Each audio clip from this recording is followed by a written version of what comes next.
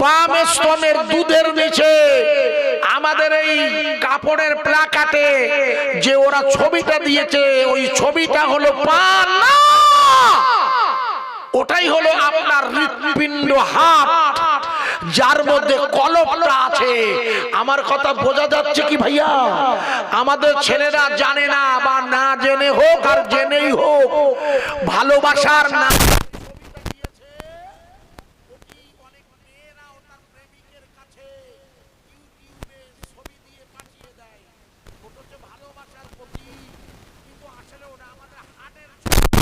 আপনাদের জানা আছে কি? হ্যাঁ না বলুন আগে। ওটা পান নয়। আমাদের এই বাম স্তনের দুধের নিচেই, আমার এই দিকটা দেখুন, এই আপনাদের বিজ্ঞানীরা যারা আছেন, ডাক্তার বাবুরা, তাদের কাছে জিজ্ঞেস, ওটা হচ্ছে হার্ট, ওটা হচ্ছে কে? সাদার আলাম নশরহ লাকা সদর, এটা হচ্ছে সাদার, যেটা আল্লাহর নবীর আল্লাহ চিরে দিয়েছিলেন 4 বার। এই এলাকাটা ভালো করে শুনবেন। ওই এলাকাটাই কি করতে হয়?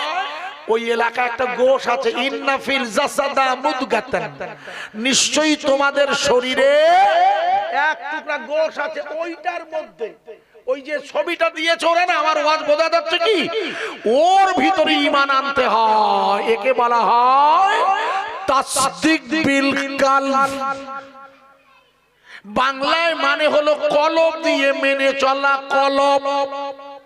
এই জন্য আমাদের একটা নিয়ত আছে, মনে করে দেখুন, আমি আমার কলবের দিকে মুতাওয়াজ্জা, আমার কলব জনাব পীর সাহেবের কলবের ওসিলায় আছে না নেই? হ্যাঁ না বলুন। নিয়তটা শুনেছেন কিন্তু বিষয়টা জানেন না। কেন জানেন না? যেহেতু আপনাকে এইভাবে শোনানো হয়নি, নিয়তটা শুনেছেন। আজকে যেহেতু ওই লাভের ছবিটা দিয়েছে বলে আমি আপনাদের শোনাচ্ছি, তা নাহলে আমি হয়তো শোনাতাম না। এটা উচিত শোনানো, তবু আমি চেষ্টা করছি আরো সহজ করে দেওয়া। ওই যে হাটের মধ্যে যে গোশের টুকরা আছে না, ওই গোশের টুকরাকে কলব বলা হয়। ওজন হলো 21 গ্রাম। আমেরিকার বিজ্ঞানীরা ওটাকে বুক চিরে বার করে ওর ওজন করেছে 21 গ্রাম। কেন? একটু আপনাকে 2 লাইনে বলে দিই। যেহেতু আমাদের নিয়ত আছে আমি আমার কলবের দিকে মুতাওয়াজ্জা, আমার কলব জনাব পীর সাহেবের কলবের ওসিলায় আল্লাহ তাআলা আরশে মুআল্লার দিকে মুতাওয়াজ্জা, আল্লাহ তাআলা আরশে মুআল্লা থেকে দাদা হুজুর ওসিলায় আমার কলবে আল্লাহ আল্লাহ আল্লাহ লা ইলাহা ইল্লাল্লাহ জিকির আসুক। আছে না? হ্যাঁ না বলুন। এই যে নিয়তটা করেন, নিয়তটাই তো আসলে আপনার জন্য বুখারীর হাদিস অনুযায়ী নিয়ত ছাড়া কোনো আমল হতে পারে। ইন্নামা আমালু, আপনাদের জানা আছে, লম্বা করছি না।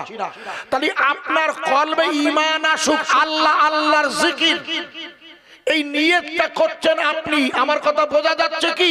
অথচ আমি যদি আপনাকে প্রশ্ন করি, আপনার কলবে আল্লাহ আল্লাহর জিকির যখন করবেন, চা খেলে যেমন বোঝা যায়, তেমনি ঈমান ঢুকলে বোঝা যাবে ওখানে ওই আল্লাহ আল্লাহ লা ইলাহা ইল্লাল্লাহ ঢোকাতে হবে। আমার কথা বোঝা যাচ্ছে কি? ঢোকবে কার দ্বারা? ওই তো নিয়তে বলেছেন আমি আমার কলবের দিকে মুতাওয়াজ্জা, আমার কলব জনাব পীর সাহেবের কলবের ওসিলায়।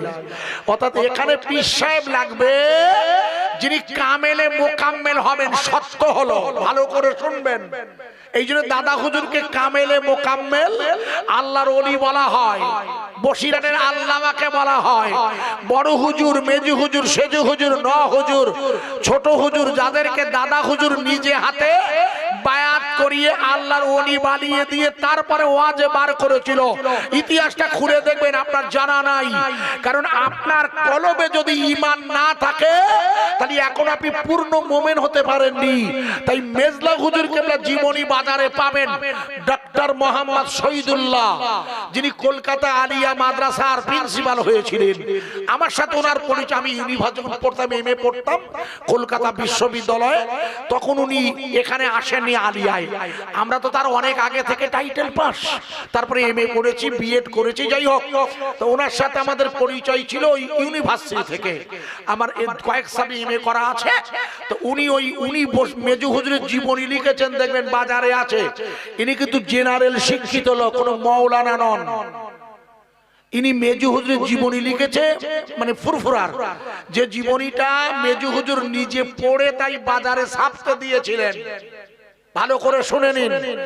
104 বছর হায়াতে ছিলেন আমাদের মুফতি আজম আল্লামা আবু জাফর সিদ্দিকী মরহুম মগফুর, আল্লাহর এই বুজুর্গ।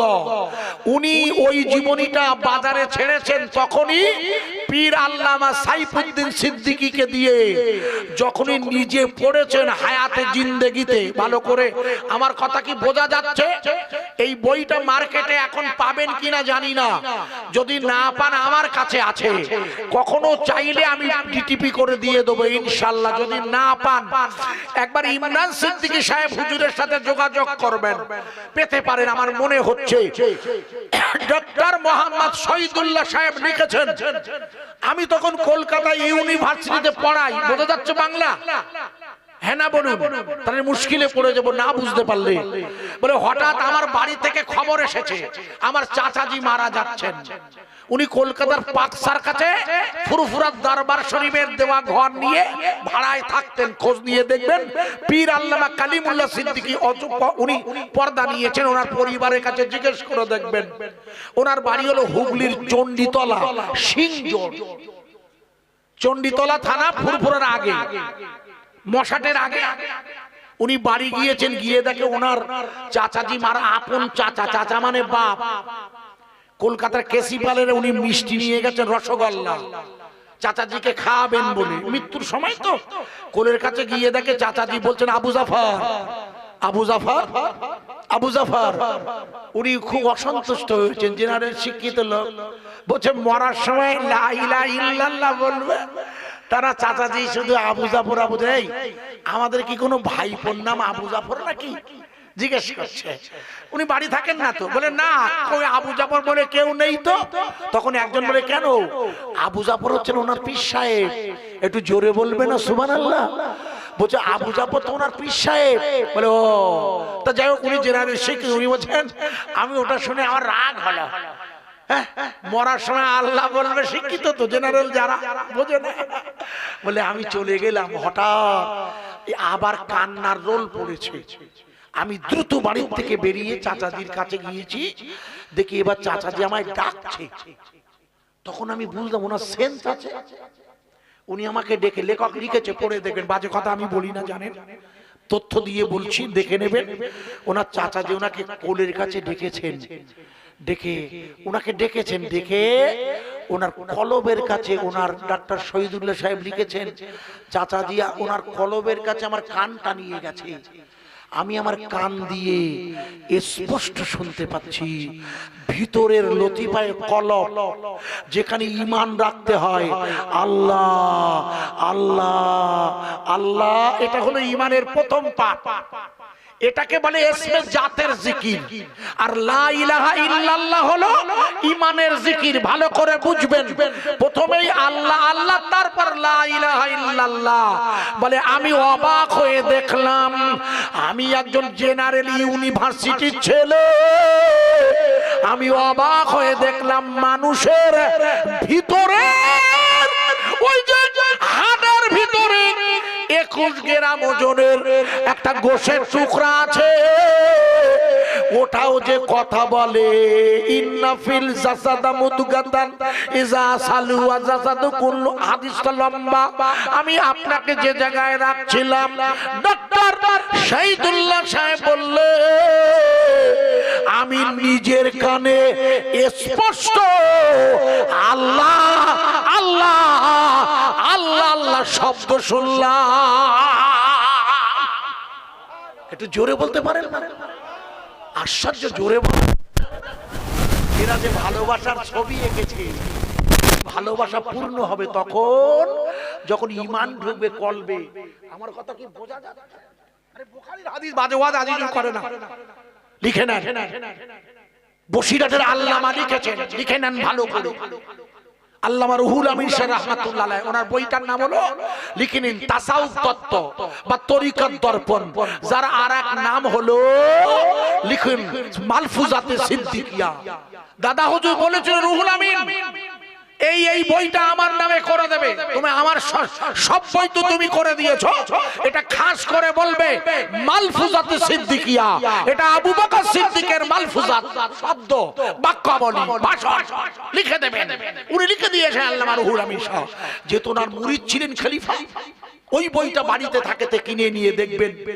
আল্লাহ রাসূল বলছেন লা ইউমিনু আহাদুকুম হাত্তা আকুনা আহাব্বা ইলাইহি মিন ওয়ালাদিহি ওয়া ওয়ালিদিহি ওয়ান নাস আজমাইন। এই হাদিসটির বাংলা মানে হলো, ততক্ষণ তুমি মুমিন হবে না। তেতুল বেরিয়ার ভাই সব খুব মন দিয়ে শুনবেন, ততক্ষণ তুমি মুমিন হবে না। কিসের ভালোবাসা? প্লাকেটে লিখে দিলেই হয়ে গেল, প্লাকেট ছাপিয়ে স্লোগান তুললেই হলো। আমার কথা কি বোঝা যাচ্ছে? ওই রাসূল বললেন ততক্ষণ তুমি মুমিন হবেন না যতক্ষণ তুমি তোমার জান মাল সন্তান সন্ততি অপেক্ষা আমি রাসূলুল্লাহ আমায় না ভালোবাসবে।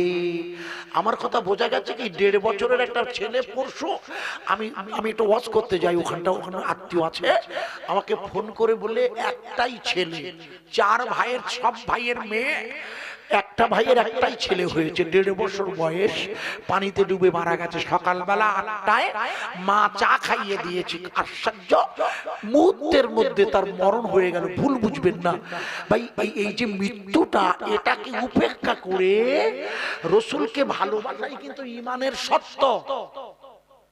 আমার ওয়াজ কি বোঝা যাচ্ছে? জানেন মুশকিলে পড়ে যাব। হযরতে ওমর ফারুক আযম, যার নাম আপনারা সব ভাই জানেন, যে রাস্তা দিয়ে খলিফাতুল ওমর যেতে, সেই রাস্তায় 40 দিন শয়তান যেতেন না। এই ওমর ফারুক আযম আল্লাহ রাসূলের দরবারে এই হাদিসটা শুনে উঠে দাঁড়িয়েছেন। লিখে নিন, লিখেছেন বসিরাটের আল্লামা। উঠে দাঁড়িয়ে বলছি, ইয়া রাসূলুল্লাহ, তাহলে আমি এখনো তো মুমিন হইনি। আল্লাহ রাসূল মুস্কি হেসেছেন। হুজুর তো জানেন, হুজুর জানেন ওমর ঈমান এনেছে, ও লফজ লা ইলাহা ইল্লাল্লাহ পড়েছে, এখনো কলবে আল্লাহ আসেনি। আমার কথা বোঝা যাচ্ছে কি? আরে হ্যাঁ না বলুন, আমি পার্টিকুলার বোঝানোর চেষ্টা করছি। দেখুন রাসূল যে সমস্ত যুদ্ধ করেছিল, তার মধ্যে প্রথম যুদ্ধটার নাম ছিল বদর। ওই যুদ্ধে ঈমানের কালেমাওয়ালারা 313 জন জয়লাভ করেছিল, মনে করে দেখুন, ভুল বুঝবেন না। এই যুদ্ধে পরাজিত হবার পর মক্কা শরীফের আবু লাহাবের দলেরা, আবু সুফিয়ানেরা 1000 লোক নিয়ে মদিনা আক্রমণ করেছিল। জায়গাটার নাম ছিল ওহদের ময়দান। মনে করে দেখুন, এটা হলো ইসলামের দ্বিতীয় যুদ্ধ। যখন ওরা 1000 লোক নিয়ে গিয়েছেন, 3000 কেউ বলেছেন যে ওরা এখন 3000 সৈন্য নিয়ে আসছে। আমি 2 রকমের রিওয়ায়াত ছোট্ট করে বলছি। রাসূলের কানে খবর হলো ওরা আগের চেয়ে বেশি সংখ্যায় লোক আসছে। এক কথায় আগের বারে হেরে গেছে। আল্লাহর নবী বললেন, এ আমার সাহাবারা, ওরা তো শহরে ঢুকে পড়েছে, আপনারা কারা কারা আমার সাথে যাবেন? 1000 লোক। রাসূলকে বলি, ইয়া রাসূলুল্লাহ, আপনার সাথে আমরা যুদ্ধের ময়দানে যাব। খোদার কসম বলছি, আলেম উলামারা যারা আছে হাদিস শরীফে দেখে নেবেন, আল্লাহর নবী মদিনা মুনওয়ার রাস্তা দিয়ে 3 কিলোমিটার হেঁটে যেতে হয়। যারা হজে গেছে তারা গেছেন। আল্লাহ রাসূল যাচ্ছে, কিছুটা যাওয়ার পথে 300 লোকের সর্দার উমাইয়া বিন 300 লোকের সর্দার, ওই 300 লোক তার নেতৃত্বে ও ঘুরে দাঁড়িয়ে বলল, ইয়া রাসূলুল্লাহ, আমরা আপনার সাথে যুদ্ধে যাব না। কত লোক? 300 জন। জানেন না? না, ওটা তো বদরের যুদ্ধে। আশ্চর্য, ওটা ওহদের ময়দানে। আপনারা জানেন না? আশ্চর্য হয়ে গেলাম। 300 জন লোক বলে, হুজুর আমরা আপনার সাথে যুদ্ধে যাব না। তার মানে এই লোকগুলো কিন্তু রাসূলের সাথে নামাজ পড়েছে। এদের লিস্ট আল্লাহ জানিয়ে দিয়েছিল পরে।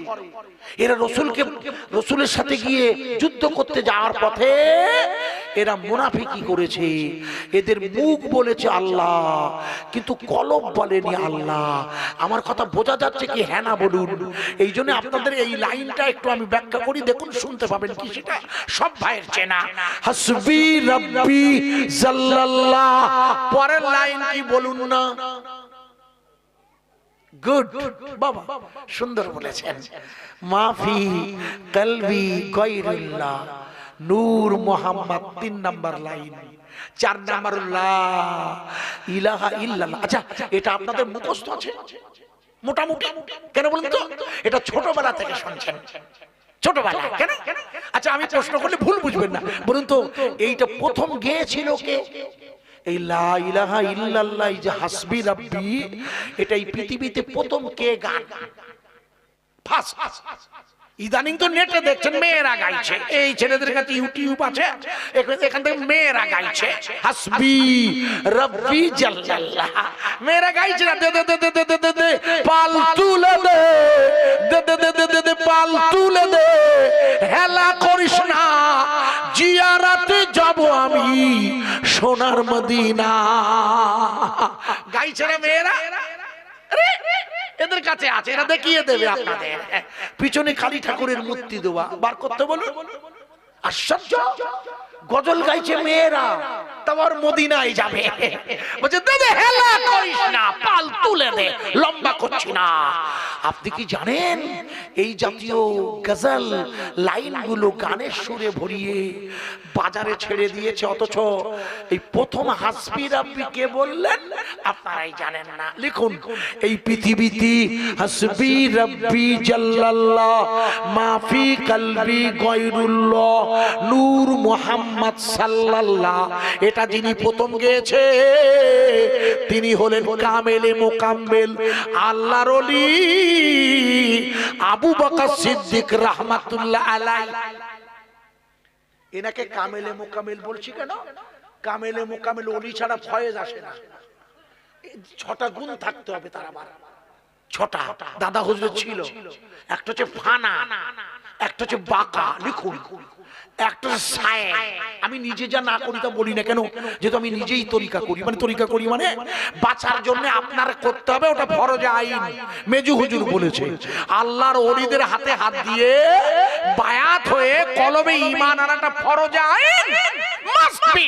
বড় পীর আব্দুল কাদের জিলানী, কিতাবের নাম সিররুল আসরার, উনি লিখে দিয়েছেন পীরের হাতে হাত দিয়ে বায়াত হয়ে যে পীর তার মুরিদের কলবে ফয়েজ দিতে পারে, কারণ কলব জিনা করেছে, মিথ্যে কথা বলেছে, কলব পাপ করে ময়লায় ভরে গেছে।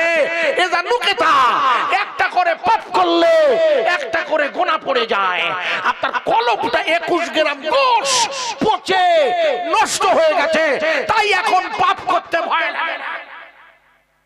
এখন প্রত্যেকটা পরিবারে চলে যান মোবাইলে ভরা, ভুল বুঝবেন না, পাপ এখন আর পাপ মনে হয় না, কারণ যেহেতু কলবে মরিচা পড়ে গেছে। মরিচা রাসূল বলেছিল যখন কোন বান্দা কোন গুনাহ করে একটা করে দাগ পড়ে, নক্তা, এটা নুকতা, ঠিক না ভাই? ঠিক বলুন আপনারা, আপনারা জানা নাই হয়তো হাদিসটা। কেউ যখন পাপ করে তখন একটা করে দাগ পড়ে আপনার কলবে। আব্বা, যেই একটা মিথ্যে কথা বলবেন, যেই ওয়াদা খেলাপ করবেন, যেই কোনো কিছু চুরি করবেন, যেই চালাকিবাজি করবেন, সঙ্গে সঙ্গে একটা করে দাগ পড়বে। আপনি বলেন মহাশয়েব কি করে বলছেন? পাপ তো করছি শরীরে, জবান দিয়ে তো মিথ্যে কথা বলছি, চোখ দিয়ে তো পরের নারীকে দেখছি, কিন্তু দাগ কলবে পড়বে কেন? এটা তো আমি বলিনি, রাসূল সাল্লাল্লাহু আলাইহি ওয়াসাল্লাম বলেছেন। এই জন্য আমেরিকার বিজ্ঞানীরা বললে 1450 বছর আগের মুহাম্মদুর রাসূলুল্লাহ বললে ওই হাড়ের ভিতরে কলবটা, ওটাই গুনাহ করে ওখানে মরছে পড়ে, এটা বাজে কথা। আমার কথা বোঝা যাচ্ছে কি? আমি সেই পান পাতাটাই ওয়াজ করছি, ভালো করে শুনেনি না, এসে গেল বলে। প্রিয় ভাই সব, আমেরিকার বিজ্ঞানীরা বলল তা কি করে হয়? পাপ করে তো শরীরে, খ্রিস্টান বন্ধু তো ওরা। বলে তাহলে কি হবে? ওরা করলে কি, একটা মুমূর্ষ ব্যক্তি যিনি মারা যাওয়ার সময় হয়েছে, ডাক্তার বলেছে 12টায় 12 মারা যাবে না, ওরা কয়েক লক্ষ ডলার দিয়ে ওকে কিনে নিয়েছে তার ছেলেদের কাছ থেকে, কিনে নিয়ে কাচের ঘরের মধ্যে রেখেছে। আমেরিকার বিজ্ঞানীরা ওকে একটা কাচের ঘরের মধ্যে শুইয়ে দিয়েছে আজরাইল আলাইহিস সালামকে ধরবে বলে। বলে কখন ঢোকে দেখি, কারণ 12টায় 12 তো ঢুকবে।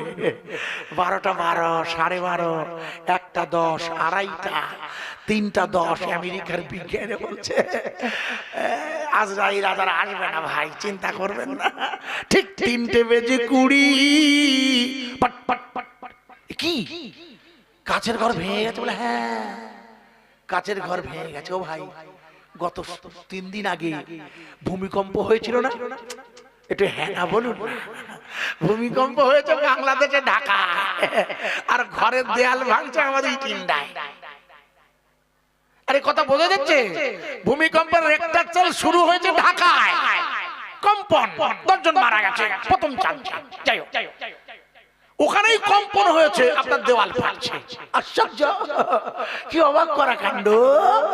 আজরাইল এসেছে কিনা জানে না, কিন্তু কাঁচটা ভেঙে গেছে। ওর বলে কাঁচ ভাঙলো কে? দৌড়ে গিয়ে দেখে 1 second before has been died, 1 second আগে লোকটা মারা গেছে। এবারে যা, এ তো মারা গেছে, দাঁড়াও, তাহলে তো আজরাইল এসেছিল, জম এসেছিল, দেখতে পেলাম না। বলে একটা কাজ করো, এবার ওর বুকটা চেরো। কেন? আল্লাহ রাসূল বলেছেন বাম স্তনের দুধের নিচে। দাদা হুজুর বলেছেন, এটা একটু রাখছি, এটা শোনাচ্ছি। হাসবি রাব্বি জাল্লাল্লাহ। দাদা হুজুর প্রথম গেয়েছিল এই লাইনটা, ওমর সিদ্দিকী সাহেব গায়। আপনাদের এখানে কোন পীরজাদা হুজুর আসবে জানি না, হ্যান্ডবিলটা দেখলে বোঝা যাবে আশা করছি। হ্যাঁ, পীরজাদা আমার হাফেজে বলছেন অবশ্য, ইদ্রিস সিদ্দিকী হুজুর আসবেন। সুযোগ হলে উনিও হাসবি রাব্বি জাল্লাল্লাহ বলবেন, কিন্তু মুশকিল হলো এর মানেটা আপনাদের জানা আছে কিনা জানি না। এই দাদা হুজুর আমাদের জন্য এটা নসিহত করেছিল। 2025 সালে কত কাজে লাগছে দেখুন। যখন আই লাভ রাসূলুল্লাহর নামে চারিদিকে প্ল্যাকেটে ছেয়ে দিয়েছেন, কাগজ আর হ্যান্ডবিল আর লম্বা প্ল্যাকেট ব্যানার। দেউলি বাজারে, মিনাখা বাজারে, সোয়ানি মাদ্রাসাতে যে রোড দিয়ে আমি এলাম, মালঞ্চের জমিনে চারিদিকে লেখা আই লাভ, কিন্তু লাভ শব্দ নেই, আছে একটা বোটাহীন পান, ওটাই হলো হাত। তাই দাদা হুজুর বললে হাসবি রাব্বি জাল্লাল্লাহ, সকল প্রশংসা ওই আল্লাহর, যে আল্লাহর ধ্বংস হয় না। তার মানে হলো বান্দার দায়িত্ব হলো সর্বক্ষণ ওই আল্লাহর খেয়াল করা, যে আল্লাহর মরণ হয় না। একটু জোরে বলা যাবে না? আরো জোরে বলতে পারেন? এই পৃথিবীতে যা কিছু আছে সব ধ্বংসশীল না? আরে হ্যাঁ না বলুন? কুল্লু মান আলাইহা ফান। এই পৃথিবীতে যা কিছু আছে সব ধ্বংস হবে। ওয়ায়াবকা ওয়াজহু রাব্বিকা যুল জালালি ওয়াল ইকরাম ফাবিআইয়ি আলাই রাব্বিকুমা তুকাযিবান। এই পৃথিবীতে যা কিছু আছে সব ধ্বংস হবে, থাকবে কে? আরে জোরে বলুন, থাকবে কে? এই জন্য দাদা হুজুর বলেছেন হাসবি রাব্বি জাল্লাল্লাহ, সকল প্রশংসা ওই আল্লাহর, যে আল্লাহর মরণ হয় না। কোথায় লেখা আছে? আল্লাহ লা ইলাহা ইল্লা হুয়াল হাইয়ুল কাইয়ুম। আমি ওই ইলাহার ইবাদত করি যে ইলাহার মরণ হয় না। তাই দাদা হুজুর প্রথমে আপনাকে শিখিয়েছে হাসবি রাব্বি জাল্লাল্লাহ, সকল প্রশংসা ওই আল্লাহর। এই পৃথিবীতে একমাত্র আল্লাহ ছাড়া আর সকলের ধ্বংস হয়। ভগবান আছেন, ঈশ্বর আছেন, শ্রীকৃষ্ণ আছে, চৈতন্য আছে, মহাপ্রভু শ্রীরামকৃষ্ণ আছে, ওনারা ভগবান, কিন্তু সৃষ্টিকর্তা নয়। কারণ সৃষ্টিকর্তা নয় বলে ওনাদের মরণ হয়েছে। শ্রীরাম মারা গেছে, শ্রীকৃষ্ণ মারা গেছে। তাই আমাদের বলে আপনাদের জানা নাই বলে বলছি, পারানামা সারানামা ব্রহ্মা।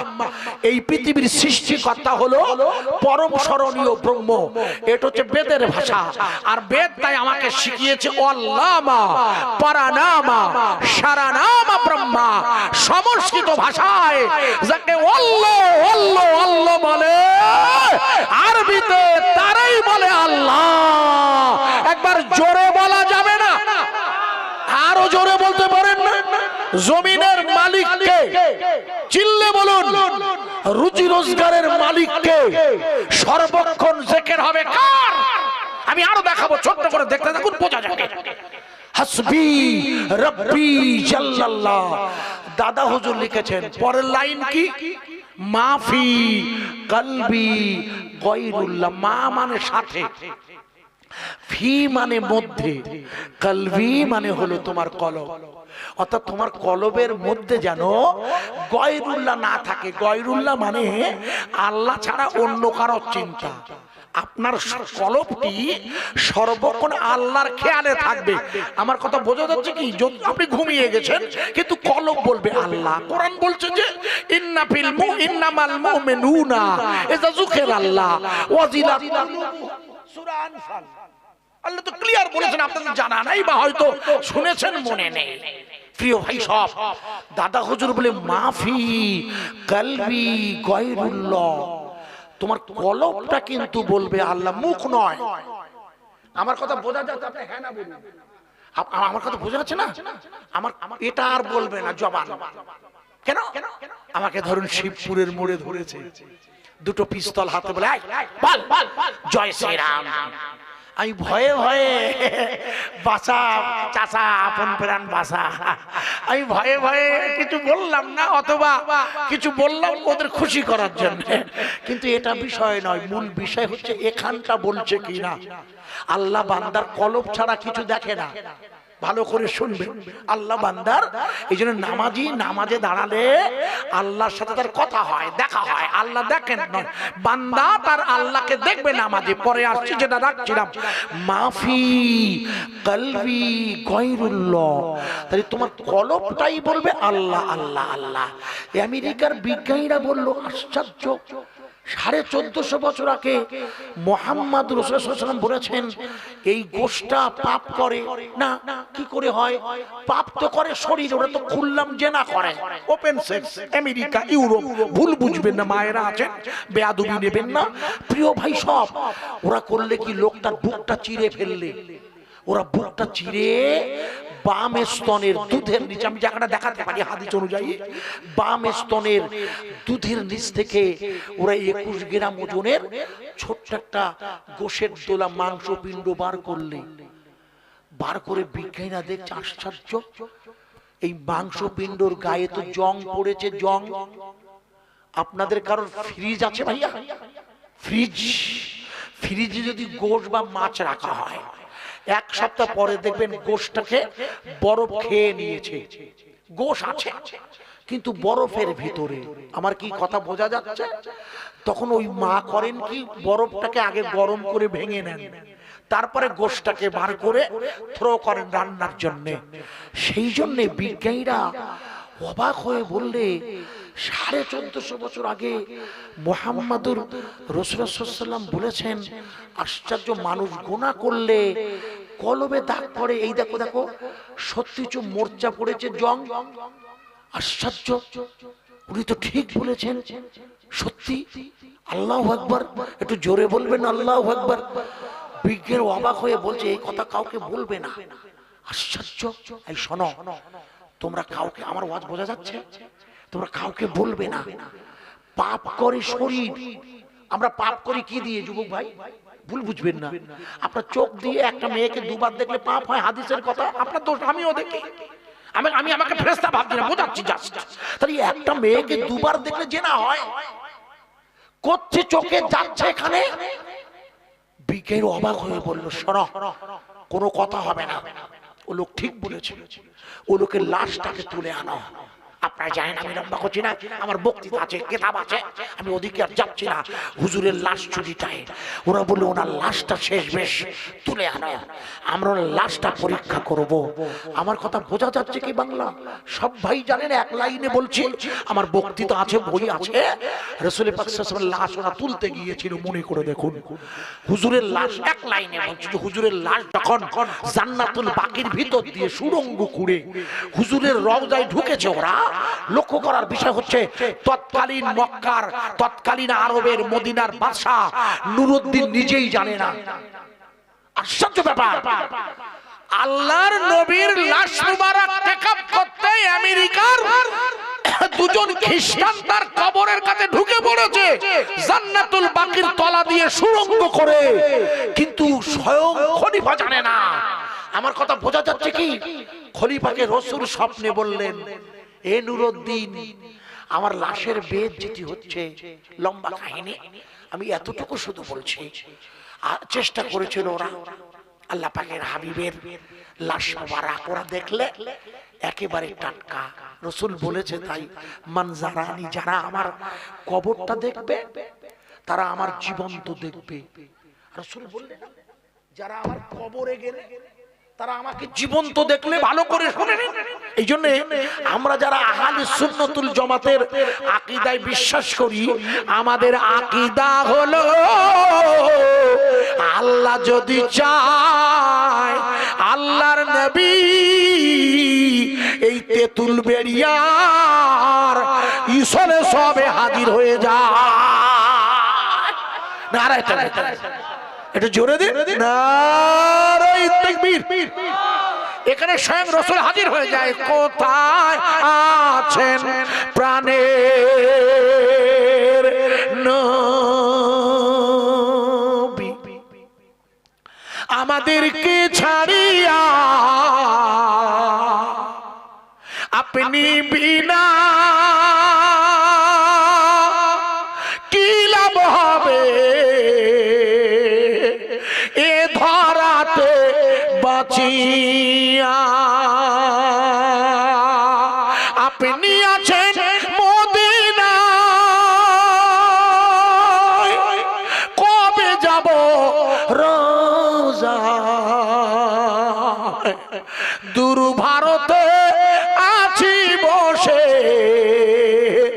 মিনাখার তেতুল বেড়িয়ায়। মা আমেনা, মা আমেনা, এমন মার হবে না, সবাই মিলে আছি বসে তেতুল বেড়িয়ার জলসা, দূর ভারতে আমি আছি, নবী মদিনায় হাজার বাদার বদর এসে জিয়ারাত রোজায়। একটু জোরে বলা যাবে না সুবহানাল্লাহ? আরো জোরে বলা যাবে না সুবহানাল্লাহ? মুজাদ্দিদ জামান আমির শরীয়ত দাদা হুজুর বললে, হাসবি রব্বি জাল্লাল্লাহ, সকল প্রশংসা ওই আল্লাহর যে আল্লাহর ধ্বংস হয় না। পরের লাইন হলো, মাফি কলবি গায়রুল্লাহ, তোমার কলবটা ও আজিজুর সর্বক্ষণ যেন আল্লাহ আল্লাহ আল্লাহ আল্লাহ বলে। তাহলে কি হবে? পরের লাইন, নূর মুহাম্মদ সাল্লাল্লাহু লা ইলাহা ইল্লাল্লাহ। তাহলে আমি আবু বকর বলছি, তোমার কলবটার রঙে মুহাম্মাদুর রাসূলুল্লাহর নূরে নূরান্বিত হয়ে যাবে। জোরে নারায়ে তাকবীর। কিয়ামতের মাঠে যার কাছে বেশি নূর থাকবে তিনি ঈমানের দিক দিয়ে বেশি সফল। জানা আছে কি? হ্যাঁ, জানেন না? কারণ আপনি তো নূরের আলোয় ভর করে ওই পবিত্র আপনার পুলসিরাত পার হবেন। এই বডি কি যাবে নাকি ওখানে? দেখুন আশ্চর্য, এই বডি কি পুলসিরাত পার হবে না? ওটা তো রুহানি জগৎ, নূরের জগৎ, জানেন না আপনারা? আশ্চর্য। রাসূলের পাক তো ডিভাইন নূর, পৃথিবীর সেরা ব্যক্তিত্ব। লিখেছেন মহান টমাস কার্লাইল, লিখে নেন, ইংল্যান্ডের মাটিতে দাঁড়িয়ে 1818 সাল, বিষয়টা ছিল অন প্রফেট। উনি লিখেছেন হযরত মুহাম্মদ সাল্লাল্লাহু আলাইহি ওয়াসাল্লাম। আমরা তো লিখেছি আই লাভ, আর উনি লিখেছেন আই শুড। আই মানে আমি, আমরা ইংল্যান্ডের লোকেরা। শুড মানে উচিত, আমাদের উচিত। লাভ, লাভ মানে ভালোবাসা। এ মানে অল, সব ভাইকে, হিন্দু মুসলিম জৈন খ্রিস্টান ইহুদি এদের সকলকে ভালোবাসা ঈমানের দাওয়াত। সবাইকে ভালোবাসা। যেহেতু রাসূলের আগমনের আগে পৃথিবীতে মূলত 4টে বিশিষ্ট ধর্ম ছিল। প্রথম ধর্মটির নাম ছিল পৌত্তলিক, দ্বিতীয় ধর্মটির নাম ছিল ইহুদি, তৃতীয় ধর্মের নাম ছিল খ্রিস্টান, আর এক নম্বর ছিল আদম নবী থেকে আসা। ওই সময়ে ছিল ইব্রাহিম হানিফা। ইব্রাহিম নবীর একত্ববাদের দাওয়াত যেটাকে পূর্ণ করেছে রাসূলুল্লাহ। একটু জোরে বলা যাবে না? এই জন্য আল্লাহ রাসূল ছিলেন পূর্ণ নূর। আমি বলিনি, ভালো করে শুনে নিন আপনাদের বোঝানোর জন্য। এটা কি দাদা হুজুর লিখেছে, নূর মুহাম্মদ সাল্লাল্লাহ আছে না নাই? আমাকে পরে ধরবেন না, আসলে আপনাকে কেউ শেখায়নি তাই জানা নাই। লিখে নিন, আল্লাহর নবীর মা নূর। মনে রাখবেন, নূর হলো ফয়েজ, নূর হলো জ্যোতি, যেটা আল্লাহ আপনাকে নামাজে দেবে। নূর হলো ইলমে মারিফাতের মূল কাজ, যেটা মুর্শিদ আল্লাহ রাসূলের কাছ থেকে আহরণ করেন। লক্ষ্য করুন, ভালো করে শুনুন। মা আমিনা তো জোহরা বলছে, যেদিন আমার ছেলে হয়েছে, আল্লাহর রাসূল জন্ম নিয়েছে, মা আমিনা তো জোহরা বলছে, লিখেছেন বসিরহাটের আল্লামা রুহুল আমিন শাহ।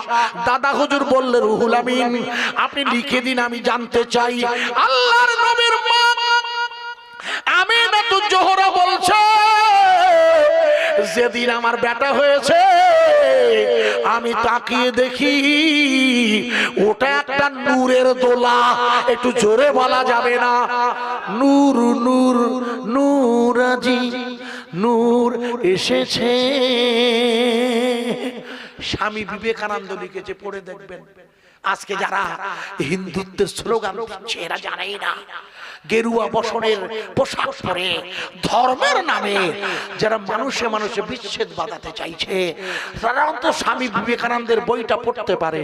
স্বামী বিবেকানন্দ লিখেছে, মধ্যপ্রাচ্যের আকাশে একটা উজ্জ্বল নূর এসেছে। লিখে নিন, না পেলে আমাকে বলবে। মধ্যপ্রাচ্যের আকাশে একটি উজ্জ্বল জ্যোতিষ্ক এসেছে। ওই উজ্জ্বল জ্যোতি হলো মুহাম্মাদুর রাসূলুল্লাহ। একটু জোরে বলা যাবে না? নূর নূর নূর আজি নূর নূর নূর আজি নূর এসেছে। সাহারার বুকে ওই ফুল ফুটেছে। আয় আয় কে দেখবি নুরির মালা, মা আমিনার কুলি দুলি কামিলিওয়ালা। দোল দোল দোল দোল দোল দোল দোল দোল দোল নায় দোলে, মা আমিনার কোলে মুস্তাফা দোলে। আল্লাহ নবীর মা আমিনা তো জোহরা বলছে, আমার ছেলে হয়েছে। বসিরহাটের আল্লামা লিখেছেন, মা আমিনা তো জোহরা লোভ সামলাতে পারে না, ওনার ছেলেটার চেহারার দিকে তাকিয়েছে। আল্লাহ নবীর চেহারার নূরে মা আমিনা তো জোহরা শামার সিরিয়া দেখতে পেলে জোরে বলা যাবে না? আরো জোরে বলা যাবে না? কোন জায়গা দেখছেন ভাই? একটু জোরে বলেন। Shamar Syria. ভালো করে শুনবেন, মুশকিলে পড়ে যাব। আল্লাহ রাসূলের নূরের তাজাল্লিতে মা আমিনা শাম আর সিরিয়া দেখছেন। মক্কা থেকে শামের দূরত্ব কত দূর আব্বা? লিখুন, মক্কা থেকে ওই সময়ে শাম বা সিরিয়ায় যেতে পুরো পুরো 1 মাস লাগতো। তৎকালীন সময়ের যানবাহনে পুরো 1 মাস। আল্লাহ রাসূল সাল্লাল্লাহু আলাইহি ওয়াসাল্লামের মক্কা থেকে ওই পর্যন্ত পৌঁছাতে 1 নাম্বার মা আমিনা ওই নূরের আলোয়, যেহেতু রাসূল ছিলেন নূরে মুজাসসাম। রাসূল কি ছিলেন? নূরে মুজাসসাম। ইদানিং অনেকে বলেছেন ভুল বলে, ওরা জানে না রসুলের শরীরে মাটি, পানি, আগুন, হাওয়া। তাই হুজুর আমাদের মতো, আমাদের বড় ভাই, কিছু কাণ্ড জ্ঞান নেই, ওরা জানে না বলেই ঝামেলা করে। আমাদের সৌভাগ্য হলো আমরা রসুলকে দেখতে পাই, অর্থাৎ আমাদের এলমে মারেফাতে শাখাওয়ালারা রসুলকে দেখতে পান, তাই তারা দাঁড়িয়ে রসুলের সামনে ইয়া নবী করে। আমার কথা বোঝা গেছে কি? রসুলকে তো দেখতে হয়, এখানে রসুল হাজির হয়ে গেছেন ইনশাআল্লাহ রুহানি হালাতে, এটা সিস্টেম। উনি যদি ওনার কবরের মধ্যে থেকে বাদশা নুরউদ্দিনকে ওনার লাশ শুই হওয়ার কথা জানাতে পারে, ওয়াজ মনে আছে, ভুলে গেলে মুশকিলে পড়ে যাব। রসুল তো বললে নুরউদ্দিন সেও নিজে জানে না। পরের দিন আবার বলছে এই নুরউদ্দিন, বলে হুজুর আমি তো খুঁজেই পাচ্ছি না। আরে খুঁজবে কি করে বাদশা? সে তো করছে মাটির তলা, ও দেখবে কোথা থেকে? ও তো ইন্টারিয়ার ডেকোরেটর, ভিতরের কাজ জানে না। রসুল তো পর্দা নিয়েছে 1450 বছর আগে, অত রসুল বলছে আমার কাছে আসছে ওরা। তাই রসুল যদি হায়াতুন নবী না হন, হুজুর বলবেন কি করে? এটা একটা ভাববেন, এক নাম্বার। দুই নাম্বার, দারুল উলুম দেওবন্দের সবচেয়ে বিখ্যাত উলামায়ে দ্বীন, যার নাম হুসাইন আহমদ মাদানী, সবাই চেনেন, যার ছেলের নাম আরশাদ মাদানী হুজুর, যার ভাইয়ের নাম আরশাদ মাদানী, যার ছেলের নাম মাহমুদ মাদানী। আপনারা সবাই জানেন জমিয়তে উলামায়ে হিন্দ দারুল উলুম দেওবন্দ এখন দুটো শাখা। একটি শাখা আমাদের দেশের, সহজে বললে বুঝতে পারবেন, মাওলানা সিদ্দিকুল্লাহ চৌধুরী সাহেবদের দলের সাথে আছে, ওটা হচ্ছে মাহমুদ মাদানী। আর একটু হচ্ছে ওই গোলাম আহমদ মুর্তজা, আপনারা চেনেন, হুগলি জেলার, ওখানে আছে কারি, একজন কারি সাহেব শামসুদ্দিন সাহেব আছে, কারি ইয়াসিন সাহেব আছে। ওটা হলো, ওনারা হলেন আমাদের কালিকাপুরের আব্দুল সামাদ সাহেবরা আছে, এনারা হচ্ছেন আরশাদ মাদানী সাহেবের। এই হুসাইন আহমদ মাদানী ইনি মদিনাতুল মুনাওয়ারায় পড়াতেন, হজ মুবারকে মদিনাতুল মুনাওয়ারায় দার্স দিতেন উনি, মানে পড়াশোনা করাতেন। আমার কথা বোঝা যাচ্ছে? আপনারা যারা হজে গেছেন দেখবেন ওখানে আসরের পরে জোহরের পরে বক্তৃতা হয়, উনি বক্তৃতা দিচ্ছেন। একটা ছেলে বারবার বলছে, বলে আপনি বারবার বক্তৃতা দিচ্ছেন, রসুলের কথা বলছেন, রসুলের হায়াতুন নবী, রসুল এখানে আছেন রওজার পাশে, আপনি বারবার বলছেন, এটা বাজে কথা বলছেন স্যার। আরবিতে কথা হচ্ছে দুজনের। হুসাইন আহমদ মাদানী খুব রেগে গেছেন, খুব রেগে বলছে এখানে রসুল আছে, হায়াতুন নবী বসে আছে। বিশ্বাস করছে এটা অসম্ভব ব্যাপার। আধুনিক যুগের সালমান রাজা সালমানের এই আধুনিক সময়ে আধুনিক যুগের ছেলেরা মানতেই চায় না তারা। উনি ধমক দিয়ে বললেন কিতাবটার নাম লিখে নেন। লিখেছেন বাংলাদেশের বিখ্যাত তাবলীগ জামাতের আমিরে দ্বীন, বইটার নাম হচ্ছে মাওলানা। লিখুন মাওলানা, আপনার নাম শুনেছেন কি জানি না এনার, আমি এর নাম বলছি। বইটার নাম হচ্ছে স্বপ্ন যোগে রাসূলুল্লাহ সাল্লাল্লাহু আলাইহি ওয়াসাল্লাম। যদি কারোর কাছে থাকে, বাংলাদেশের বিখ্যাত মাসিক মদিনা পত্রিকার সম্পাদক, উনি লিখেছেন হুসাইন আহমদ মাদানী ওই ছেলেটাকে বারবার বলছে রাসূল বসে আছে, বিশ্বাস করে না। হুজুর ওকে ধমক দিয়ে বলে আবার তাকা, ওই যেই তাকিয়েছে দেখে আল্লাহ রাসূল তার রওজা মুবারকের বসে। জোরে বলা যাবে না সুবহানাল্লাহ?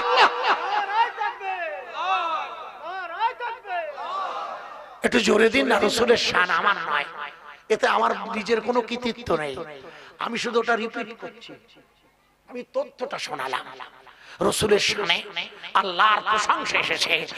নারে তাকবীর, একটু জোরে বলা যাবে না? নারে তাকবীর।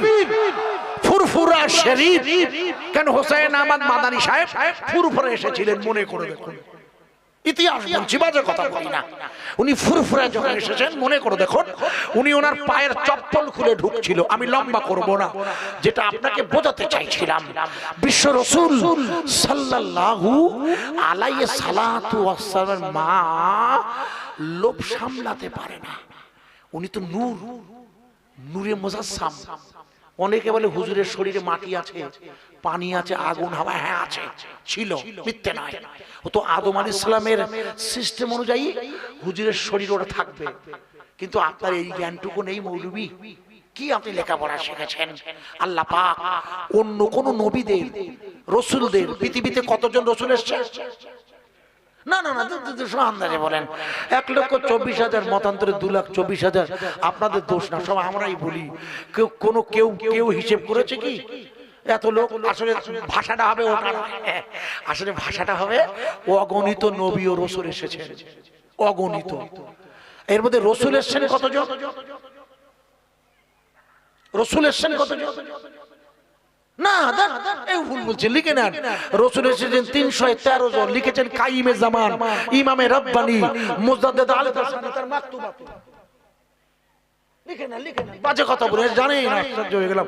আসলে ইমাম মুজাদ্দিদ আল হাসানিকেই তো জানেন না, ওনার যুগ চলছে এখন। মুজাদ্দিদ আল হাসানি পাঞ্জাবে যিনি ঘুমিয়ে আছেন, 1000 বছরের মুজাদ্দিদ, উনি তো মুজাদ্দিদ আল হাসানি দ্বিতীয় হাজারের, এখন তো 1447 হিজরি চলছে, এখন ওনার সময়। এই সময় ইমাম মেহেদী আসবে পাগলা, ইমাম মেহেদী ওনার তরিকা করবে নকশবন্দিয়া মুজাদ্দিদিয়া, জানেন না?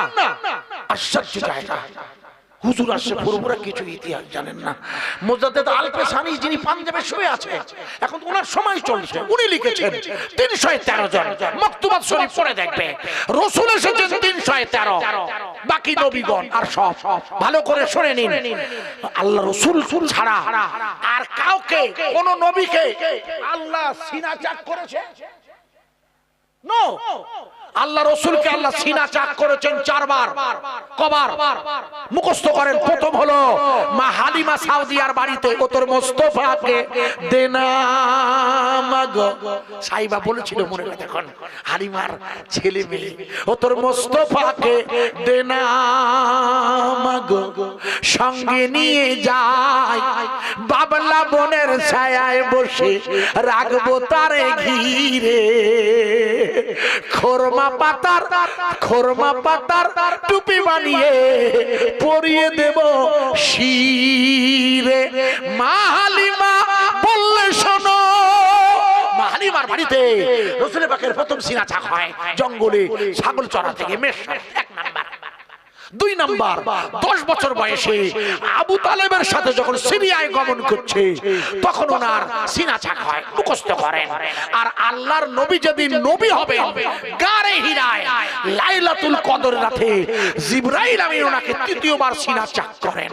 আর 4থবার যখন আল্লাহর সাথে দেখা করতে যাবে মিরাজের রাতে, যে রাতে নামাজ ফরজ হবে, মনে করে দেখুন ওই রাতে জিবরিল আল্লাহর নবীকে কাবায় শুইয়ে দিয়ে ওনার বুকটা চিরে ফেলেছিল, মনে আছে আপনাদের? আশ্চর্য, বুখারীর বর্ণনা, এটা লাস্ট চেরা, এটা 4 নাম্বার। আচ্ছা 3 বার হয়ে গেছে, আবার আর একবার। কি আশ্চর্য, কখনো ভেবেছেন শুয়ে বাড়ি? কোনোদিন কেউ ভাবেন না। প্রথমবার কি করেছিলেন? ওনাকে সিনা চাক করে, আল্লাহু আকবার, আল্লাহু আকবার বলতে গেলে সময়টা, আমি একটা সময় দেওয়া আছে, আপনারা জানেন, আপনার সেট করা আছে বক্তারা, তো 4 বার সিনা চাক করে 4 রকমের বস্তু বার করা হয়েছে। কি বাজে কথা বলছি না, বুখারী খুলে দেখবেন। শেষের বারে কি করা হয়েছিল? হুজুরের বয়স তখন তো 51 পেরিয়ে 52, যখন মিরাজ হয় রাসূলের বয়স কত? 51 পেরিয়ে গেছে না? আরে উনি নবী হয়ে গেছে 11 বছর, অথচ শেষবার ওনার বুকটা চিরে জিবরিল ওনার কলবটাকে বার করে সোনার পেয়ালায় নিয়ে জমজমের পানি দিয়ে ধুয়েছিল। ঠিক না বেঠিক? আশ্চর্য, এটা বুখারীতে আছে, বাড়ি গিয়ে খুলে দেখবে, বাংলা বুখারী। ওনার কলবটা বার করে জমজমের পানি দিয়ে ধুচ্ছে। মিকাইল জিজ্ঞেস করছে, সঙ্গে মিকাইল সামছে তো, বলে এটা ধোয়াধুবি করছেন কেন? বলে আপনি ঠান্ডা হয়ে দাঁড়ান, এটা আগে ধুয়ে নেই, আল্লাহর হুকুম। ভাই আল্লাহর নবীর কি কোনো গুনাহ ছিল? একটু জোরে বলুন না। নাউজুবিল্লাহ, নাউজুবিল্লাহ। কোন নবীগণের কোনো গুনাহ ছিল না, কোন নবীর, সব নবী মাসুম, এটা ঈমান। ওনার কলবটা বার করে জিবরিল কচলাচ্ছে, কিসের পানি দিয়ে? জমজমের পানি দিয়ে। জান্নাত থেকে সোনার পেয়ালায় ঈমান এনেছে। খেয়াল করে বাড়ি গিয়ে দেখবে, না পেলে আমাকে মোবাইলে মহাশয় হাফেজ হুজুর গত বছর ওনার কাছে নাম্বারটা আছে আমার। ভাইয়া হযরতে জিবরিল রাসূলের কলবটা ধুচ্ছে। আমরা আমাদের টুপি জামা পরিষ্কার করি, ময়লা হয় বলে না, একটু হ্যাঁ না বলুন। আর আমরা তো সাধারণ পানিতে ধুই, জিবরিল ধুচ্ছে কি পানি দিয়ে? জোরে বলবেন না, জমজমের পানি দিয়ে। পৃথিবীর 1 নম্বর স্বচ্ছ পানি পৃথিবী। পৃথিবীর 1 নম্বর সেরা পানি, কিন্তু আমার বললে মারবেন আপনারা। কেন? আমাদের দেশের ভাইয়েরা যারা আছেন প্রতিবেশী বলবে উনি ওনার ধর্মের কীর্তন করছে, তাই জমজমটাকে 1 নম্বর বলছে। No no no no no sir, আপনি জানেন না স্যার, লিখে নেন। লোকটার নাম হলো সিরি। সিরিয়াই চা বেচবে না, তুমি বসে বসে বেচবে, ডিস্টার্ব করো না, সন্ধ্যাবেলা সারা রাত আছে। শ্রী শ্রী স্বামী জয়ানন্দ সরস্বতী মহারাজ এনার নাম, মুখস্থ করেন।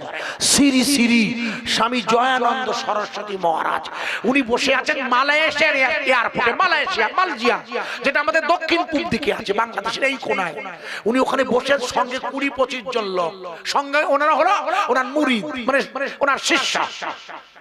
হঠাৎ মাইকে অ্যানাউন্স হয়েছে একটা প্লেন আসছে মক্কা থেকে। প্লেনটা যাবে কানাডায়। কোথায়? কানাডায়। এই প্লেনের যারা যাত্রী আছে তারা সব নবীর দেশ থেকে হজ করে ফিরছেন। হাজিরা আছে, কানাডায় যাবে আর মালয়েশিয়ায় যাবে। মালয়েশিয়ায় যখন প্যাসেঞ্জার নামবে তখন উনি ওই প্লেনে উঠে কানাডায় যাবেন বলে স্বামী জয়ানন্দ সরস্বতীর টিকিট কাটা আছে সাথীদের সাথে। উনি যখন এয়ারপোর্টে, আপনারা যারা প্লেনে গেছেন, আমরা খুব যাই হোক, উনি যখন এয়ারপোর্টে ওই বোর্ডিং হচ্ছে, বোর্ডিং বুঝেন তো, টিকিট চেকিং করছে 5 ঘন্টা আগে থেকে, ওরা যখন নেমে আসছে তখন সঙ্গীদের জিজ্ঞেস করছে হু আর দোস, এরা কারা বলো তো? বলছে কেন স্যার? বলে those are all Muslim sir, এরা সব মুসলমান, but they are also idiot, সব ইডিয়েট। দেখুন এরা। বলে কেন? বলে দেখে এরা এই জাতটা না কাউকে বিশ্বাস করে না।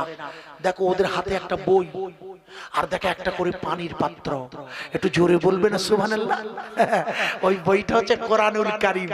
আপনারা কেউ হজে যান? এখানে নেই? আপনি গেছেন হজে না উমরা? উমরা নয়, হজে যারা যায় উমরা ওয়ালাদেরও দিয়ে দেন। আমার জানা নাই, আমি যেহেতু হজে গিয়েছি 4 বার 4 টাইমস, প্রত্যেকবার জমজমের পানির একটা বোতল আর একটা করে কোরআনুল কারীম। 2000 সালে আমি প্রথম যাই। ওটা এমন সময় দেয় লাগেজে রাখা যায় না। লাগেজ মানে ব্যাগ তো ঢুকিয়ে দিয়েছি, বুঝলেন না? ওটা হাতে রাখা হয়। এরা প্লেন থেকে নামছে জমজমের পানি আর কোরআন শরীফ হাতে নিয়ে। ওরা বলছে, উনি মানে ওই স্বামী জয়ানন্দ তার সঙ্গীদের বলছে দেখেন এরা কত ইডিয়েট, এরা কত বোকা এবং বেয়াদব, এরা কারোর বিশ্বাস করে না, তাই নিজেরা জল নিয়ে এসেছে। দেখো, ও আচ্ছা ঠিক আছে, জল নিয়ে এসেছে, চলুন। টিকিট এয়ারপোর্টে ঢুকে পড়েছেন, প্লেনে এয়ার হোস্টেস বলছেন, মানে বিমান সেবিকা, please sit down, be seated, fasten belt, ইংরেজিতে বলে আপনারা জানেন। বলছে বসে যান, সিট বেল্ট পরুন। এয়ার হোস্টেস উনি যে জায়গায় ওনার সিট, তার পাশে একজন ওই হাস করে জমজমের পানি আর কোরআন নিয়ে বসে আছে। ও তো যাবে কানাডায়, উঠেছে তো মক্কা থেকে। এয়ার হোস্টেসকে বলছে এক্সকিউজ মি ম্যাডাম, আমি এখানে বসবো না। বলছে হোয়াই স্যার? বলে দে আর অলসো ইডিয়েট, এরা সব বোকা, এদের আপনাদেরই বিশ্বাস করে না। এদের হাতে দেখছেন একটা করে বই আর 1 বোতল করে জল, ওরা আপনাদের দেওয়া জলই খায় না। বলে নো, ইউ ডোন্ট নো, আপনি কিছু জানেন না। ইট ইজ এ হোলি জমজম, এটা হচ্ছে পবিত্র জমজমের পানি। এয়ার হোস্টেস বলছেন এটা পবিত্র জমজমের পানি।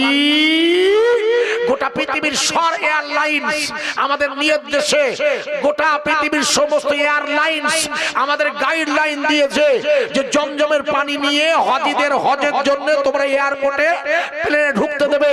এটা হলো পবিত্র জমজমের পানি। স্যার আপনি অহেতু কথা বলছেন কেন? This is the holy Quran, এটা ওদের ধর্মগত কুরআনুল কারীম। স্বামী জয়ানন্দ বলে no no, the holy water of Ganga, Yamuna, Saraswati. Mister Swami জয়ানন্দকে এয়ার হোস্টেস চ্যালেঞ্জ করে বলল, স্যার এটা আপনি প্রমাণ করবেন বিদেশ থেকে গিয়ে, যেখানে আপনার দেশ সেখানে প্লেনের মধ্যে ঝামেলা করবে না। স্যার এরাও আমাদের মেহমান, আপনি আমাদের মেহমান। হয়তো যদি পাশে না বসতে চান সেটা আপনার নিজস্ব ইখতিয়ার, কিন্তু আপনার আলাদা সিট হবে না স্যার। আপনি বসতেও পারেন, ওখান থেকে উঠে গিয়ে দাঁড়াতে হবে, আপনাকে নামিয়ে দিতে হবে। তাহলে স্বামী জয়ানন্দ ঠান্ডা হয়ে গেলেন। প্লেনটা ল্যান্ড করলো, মনে করে দেখুন কানাডা, আমেরিকার পাশে স্টেট, ওখানে ল্যান্ড করেছে। উনি থ্রু সোজা গাড়িতে করে ওনার সঙ্গীদের নিয়ে, ওনার ভক্তের ইস্কনে না গিয়ে উনি সোজা ঢুকে গিয়েছে পানি বিজ্ঞানীদের ঘরে। পানি বিজ্ঞানীদের গিয়ে জিজ্ঞেস করছে, আচ্ছা আপনারা আমাকে একটা থিওরি বলুন তো। বলে কি থিওরি? বলছে আচ্ছা পৃথিবীর সবচেয়ে স্বচ্ছ জল কোনটি? হোয়াট ইজ দা জিজ্ঞেস হচ্ছে। বলে 1 নাম্বার স্বচ্ছ সুন্দর মিষ্টি এই জলটা পৃথিবীর কোন জলটা? কানাডার বিজ্ঞানী বলে sir it is the holy Zamzam. একটু জোরে বলবেন না? আরো জোরে বলতে পারেন না? মা আমিনাতুল জোহরার ছেলে হবে। মা আল্লাহ পাক মা হাজেরাকে কাটিয়ে দিয়েছে ইসমাইল নবীর দ্বারা।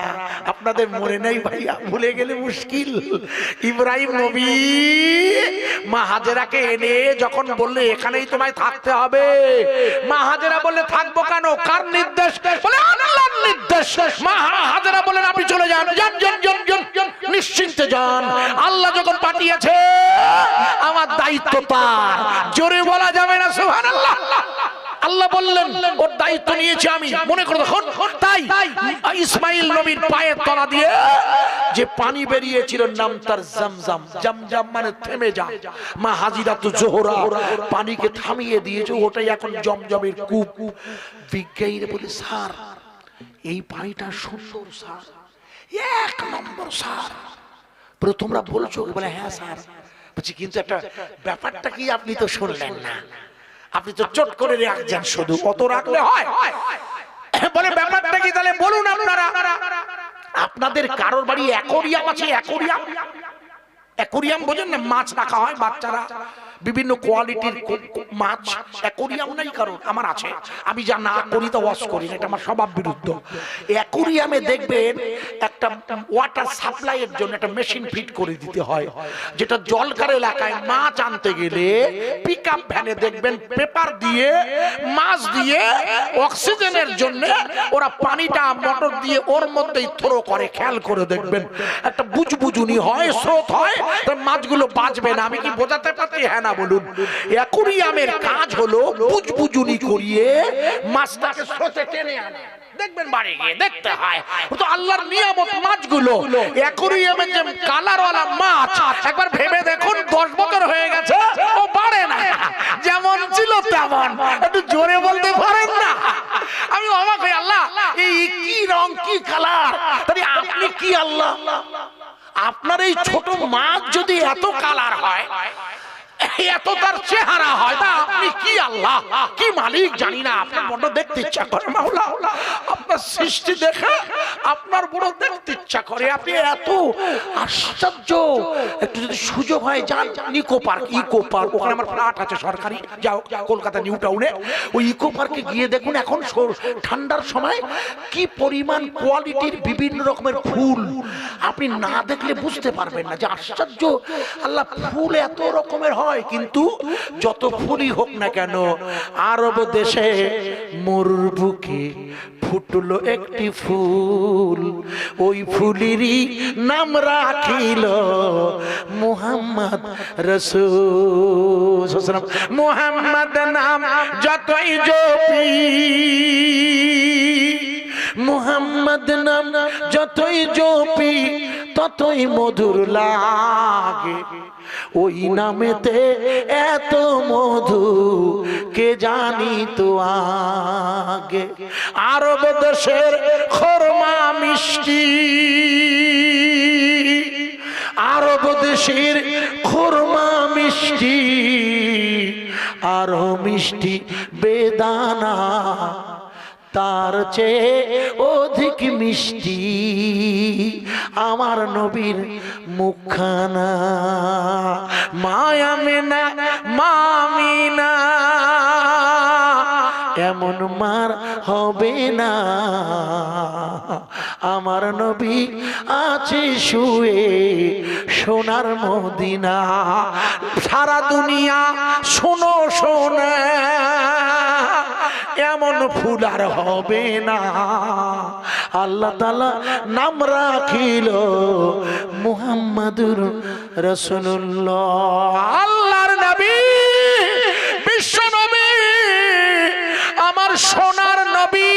মনে করে দেখুন, ওই অ্যাকোরিয়ামে বুজবুজুনি হয়, মাছগুলো ওই বুজবুজুনির কাছে গিয়ে ওরা অক্সিজেন নেয়।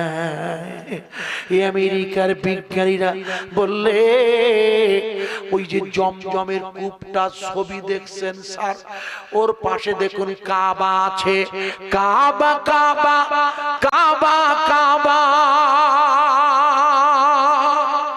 কাবা আছে মক্কায়, আর কাবা খানি কাবা হলো দয়ার নবীর ওসিলায়।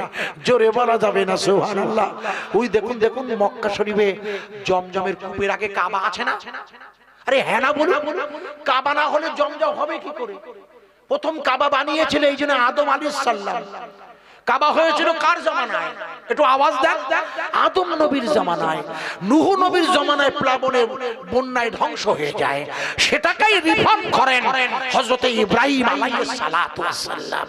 যে কাবা এখন নামাজে দাঁড়িয়ে দেখছেন তেঁতুল বেরিয়ায়, ওই কাবাটা নতুন করে সংস্কার করেছিল ইব্রাহিম আলাইহিস সালাতু ওয়াস সালাম। মনে নেই আপনাদের? মনে করে দেখুন, ইব্রাহিম নবী যখন কাবা সংস্কার করলেন, আল্লাহ বলেছিল, আপনাদের মনে নেই, আল্লাহ বলেছিল ইব্রাহিম আপনাকে তো আমি অনেক কাজ করিয়েছি আপনাকে দিয়ে, তো এখন আমি আপনাকে একটা কাজ করাবো। বলে কি আল্লাহ? বলে আপনি এই কাবায় দাঁড়িয়ে হজের দাওয়াত দেন। ইব্রাহিম নবী বলে আল্লাহ আপনি কি বলছেন? এখানে আমার ছেলে ইসমাইল, আমার বিবি হাজেরা, লোক নেই জন নেই। আল্লাহ বললেন আমার নির্দেশ, আপনি অর্ডার করুন, আমি বলছি আপনি নির্দেশ মানুন। আপনারা মনে করে দেখুন, প্রশ্ন করছি বোঝাতে, হজ ফরজ হয়েছিল কোন জামানায়? দেখো দিদি, হজ ফরজ হয়েছিল আল্লাহর নবীর জামানায় ৯ হিজরিতে না? কিছুই মনে থাকে না, মুশকিলে পড়ে যাবে। আপনার ইসায়ার হবে কি করে? হ্যাঁ, রাগ করবেন না, মনে রাখতে হবে তো। ৯ হিজরিতে আল্লাহর রাসূলের মনে করে দেখুন হজ হয় ফরজ, আর ১০ হিজরিতে হুজুর পর্দা নেন।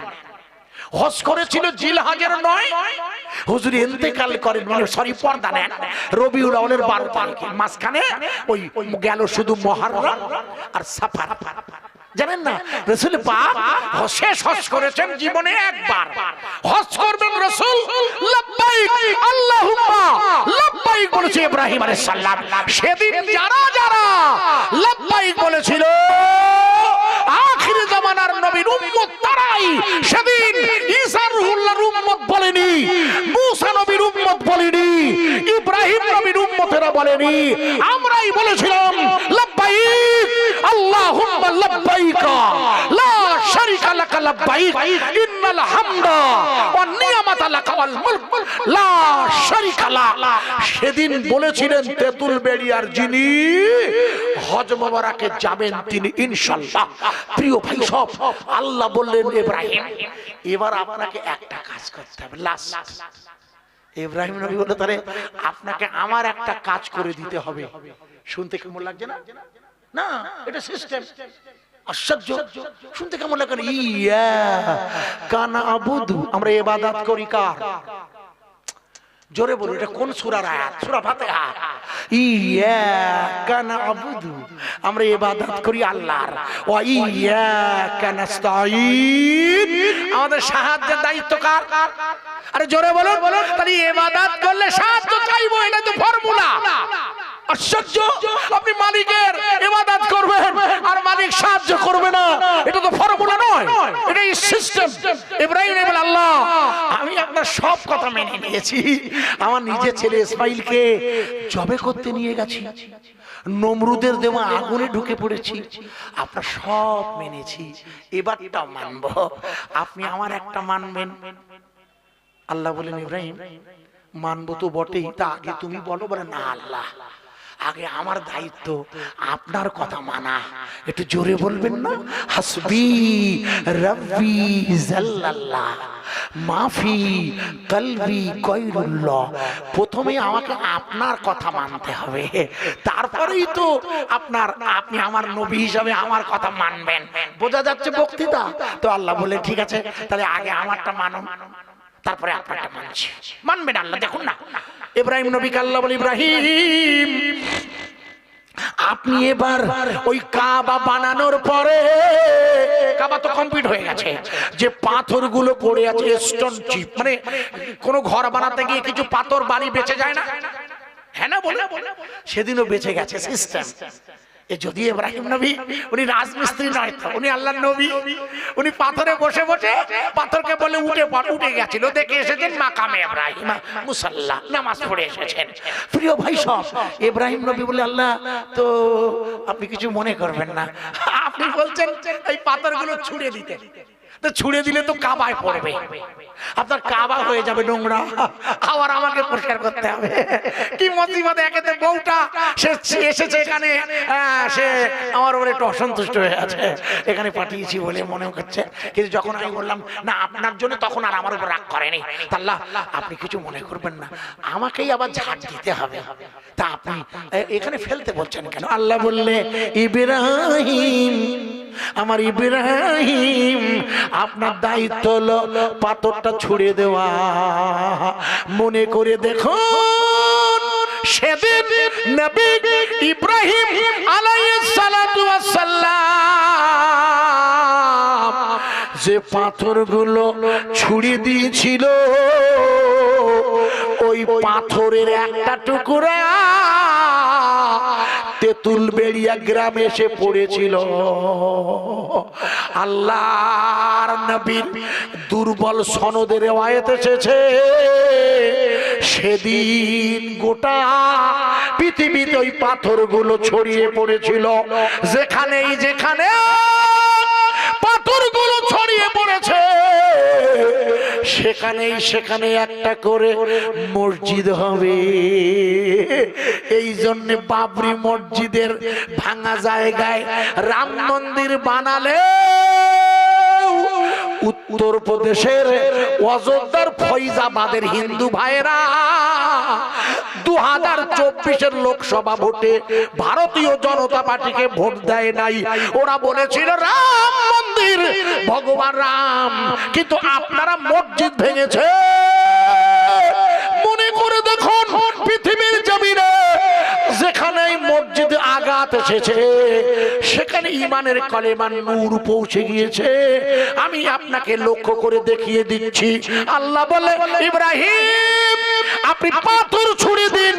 নবী ইব্রাহিম আলাইহিস সালাতু ওয়াস সালাম যে পাথর ছুঁড়েছিল, ওটাই গোটা পৃথিবীর জমিনে ছড়িয়ে পড়েছে। যেখানে যেখানে পাথর আছে কিয়ামত পর্যন্ত মসজিদ হবে, কোন শক্তি রোধ করতে পারবে না।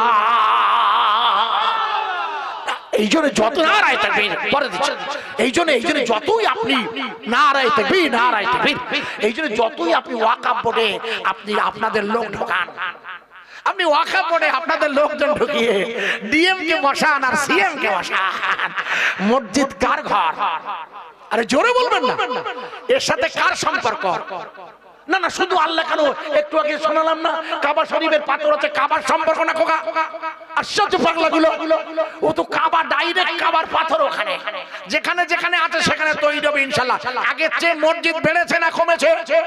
যেহেতু হাফেজ বেড়েছে, আলেম বেড়েছে।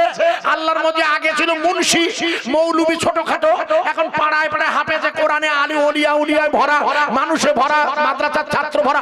ওরা ওদের জন্য মসজিদ দরকার, মাদ্রাসা দরকার, আর পাথরগুলো সেখানে আছে। এখন কিয়ামত পর্যন্ত হবেই। একটু জোরে বলা যাবে না সুবহানাল্লাহ? এরা হাজার চেষ্টা করো বন্ধ করতে পারবে না ইনশাআল্লাহ। আপনি লক্ষ্য করুন, বোঝা যাবে। আল্লাহ তাবারাক তাআলা বললেন ইব্রাহিম এবার আপনার দাবিটা বলেন। ইব্রাহিম বলেন ইসমাইল, শিগগিরই আমার কাছে এসো। বলে কেন আব্বা? বলে তুমি বুঝবে না, হাত তোলো। হাত তুললেন বাপ বেটা। রব্বানা ওয়াবাস ফিহিম রাসূলাম, সূরা বাকারা। আল্লাহ বললে ইসমাইল, ইব্রাহিম আপনার হাত নামান। খোদার কসম বলছি, আপনারা আল্লাহর কোরআনের সূরা বাকারাটা দেখে নেবে। ইব্রাহিম নবী আর ইসমাইল আলাইহিস সালাম আল্লাহর কাছে বাপ আর বেটা দুজনে মিলে দোয়া করে বলছে, আল্লাহ আপনার কাছে এত একটা দাবি, আপনি তো আমাকে কাবা বানাতে দিলেন, পাথরগুলো ছুড়িয়ে নিলেন। আমার শুধু একটা দাবি, আপনি আমার বংশে একটা রসুল পাঠিয়ে দেবেন আল্লাহ। নবী ইব্রাহিম, নবী ইব্রাহিম আল্লাহর কাছে দরখাস্ত করে বলে, আল্লাহ ওই নবীটা নয়, আমার দরবারে আপনি একটা রসুল পাঠিয়ে দেবেন। যেহেতু আমি নিজে নবী, নবীটা কি আমি জানি, কিন্তু আপনি একটা রসুল পাঠিয়ে দেবেন আল্লাহ। তবে আমার দাবি হলো ওই রসুলের যেন 4টি গুণ থাকে। ইয়াতুলু আলাইহিম আয়াত, তার কাছে আপনি আয়াত পাঠাবেন। আয়াত, কিতাব নয়। আয়াত হবে আগে, কিতাব হবে পরে। তাকে আপনি করবেন তাসকিয়াকারী। তাসকিয়া মানে তিনি পরিষ্কার করবে। কি পরিষ্কার করবে? আল্লাহর নবীর কলবটা জিবরিল জমজমের পানি দিয়ে কি করেছিল? পরিষ্কার করে দিয়ে কি করেছিল? ওর মধ্যে ঈমানের নূর ঢুকিয়ে দিয়েছিল। যে নূরের আলোয় জিবরিল আমিনের সাথে গিয়ে সিদরাতুল মুনতাহার পরের বাকি অংশে আল্লাহর সাথে আল্লাহর রাসূল দেখা করবে। একবার জোরে বলা যাবে না? দেখা করার জন্য নূর ফিট করে দেওয়া হয়েছিল। বোঝা যাচ্ছে? এটা ঈমান। তবে ওটা দেখার ঈমান। গারে হিরায় কোরআন নাযিলের রাতে ইকরা বিসমি রাব্বিকাল্লাযী খলাক, ওই রাতে এখানে ঈমান ঢুকিয়ে দেওয়া হয়েছে। পড়ুন আপনার প্রভুর নাম আল্লাহ। আল্লাহ আল্লাহ আল্লাহ বলেন। আল্লাহ ইব্রাহিম, আমি আপনার দোয়া কবুল করছি, আপনার দোয়া কবুল করছি, কিন্তু এখন তো হবে না। ইসমাইল তো এখন নবী আপনার পরে। আপনি সোজা ফিরে যান। আপনি ফিরে যান। আপনি যে 4টে গুণ বলেছেন, আমি সেই 4টে গুণকে দিয়ে একটা রসুল পাঠাবো। তার প্রথম গুণ হবে ইয়াতু আয়াত, তার কাছে আয়াত আসবে। বিশ্বাস করুন, এর আগে 3টি কিতাব এসেছে, কোনটা আয়াত হিসাবে আসেনি। কিতাব এসেছে কটা এর আগে? 3টে না। একটা কিতাবের নাম জাবুর, নবীর নাম দাউদ আলাইহিস সালাম, এসেছে হিব্রু ভাষায়। একটি কিতাবের নাম তাওরাত, নবীর নাম মুসা আলাইহিস সালাম, ভাষা হলো তিবিয়ানি। কি আনি? আরে বিরানি না, তিবিয়ানি। একটি কিতাবের নাম, একটি কিতাব ইনজিল, নবী হলো ঈসা রুহুল্লাহ, ভাষা হলো সিরিয়ানি। 3টি কিতাব, 3 রকমের ভাষা। আল্লাহ বললেন, ইব্রাহিম আপনি ঠিক বলেছেন, আগের কিতাবগুলো কিতাব একসাথে এসেছে। এবার যিনি রসুল হবেন, আমার ওয়াজ বোঝা যাচ্ছে? যিনি রসুল হবেন তার 4টে গুণ দেব। প্রথম গুণটা হবে ইয়াতুলু আলাইহিম আয়াত, সে আয়াত পড়বে। তাই এই কোরআন প্রথমে আয়াত হিসাবে আসে। আমি আল্লাহ তাকে একটা গুণ দেব, সেটা হচ্ছে তাজকিয়া। সে পরিষ্কার করবে। কি পরিষ্কার? ওই বাম স্তনের দুধের নিচের লতিপায়ে কলবের জং পড়ে যাওয়া নোংরা ময়লাগুলোকে পরিষ্কার করে দেবে। এই জন্য মনে করে দেখুন, দাইয়া কালবি নামে রসুল একজন বিশিষ্ট সাহাবা ছিল, নাম শুনেছেন? যার চেহারা ধরে জিবরাইল আসতেন। আরে জিবরিল আমিন মাঝে মাঝে মদিনা মনোয়ারায় দাইয়া কালবির চেহারা ধরে আসতো, মনে নেই? ইমাম হোসেন গিয়ে দাইয়া কালবির উপর জিবরিলের পকেট টিপছে। জিবরিল আমিন বলছে, জিবরিল বলছে, ইয়া রাসূলুল্লাহ কি ফেরা? পরে ফেরা কিছু না, আপনি কেন দাইয়া কালবির চেহারা ধরেছেন? বলে কেন হুজুর? বলে দাইয়া কালবি যখন আসে তখন আমার নাতিদের জন্য কোনো খাবার নিয়ে আসে, আঙ্গুর হতে পারে, ওই জাতীয় যে কোনো ফল উনি নিয়ে আসে। জিবরাইল বললে, আল্লাহ এ তো মহা সম্মানে নষ্ট হয়ে পড়েছি, বাড়িওয়ালার বাড়ি এসেছি খালি হাতে, এখন আমি কি করি? আল্লাহ বললেন, জিবরিল আপনি চিন্তা করছেন কেন? আপনি আপনার ডান পকেটে হাত ঢুকিয়ে দেখুন, আমি পকেটের মধ্যে ঢুকিয়ে দিয়েছি। একটু জোরে বলবেন না সুবহানাল্লাহ? এই দাইয়া কালবি নিজের মেয়েকে নিজে খুন করেছিল না? আরে হ্যাঁ না বলো, কিন্তু খুনি, এত বড় খুনি। রাসূলের কাছে লজ্জায় বলছি, ইয়া রাসূলুল্লাহ আপনি বেয়াদবি নেবেন না, আপনি আমাকে বলছেন লা ইলাহা ইল্লাল্লাহ পড়েছি, আমার সব মাফ হবে। কি করে হয় হুজুর?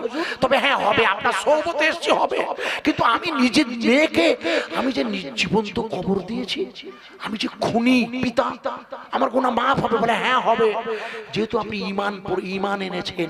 ভাই এখানে আপনারা যারা বসে আছেন, আপনাকেও খুন করেছেন? কেউ করেছেন? কেউ স্বীকার করবেন না, আর বললে আমার মারবেন না যেন। মনে করে দেখুন, এখন আপনাদের মনে নেই, চারিদিকে স্লোগান, সিজার হচ্ছে বাচ্চা, একটার বেশি দুটো হবে না, কিচ্ছু করার নেই। খেয়াল করে দেখুন, এখন বাচ্চা এক নাই দুই, খুব বেশি হলে কাটাকাটি করে তিনটে। অথচ হাদিসে এসেছে কিয়ামতের মাঠে আল্লাহর ওই বন্ধু যখন জান্নাতের দিকে পা বাড়াবে, আব্বা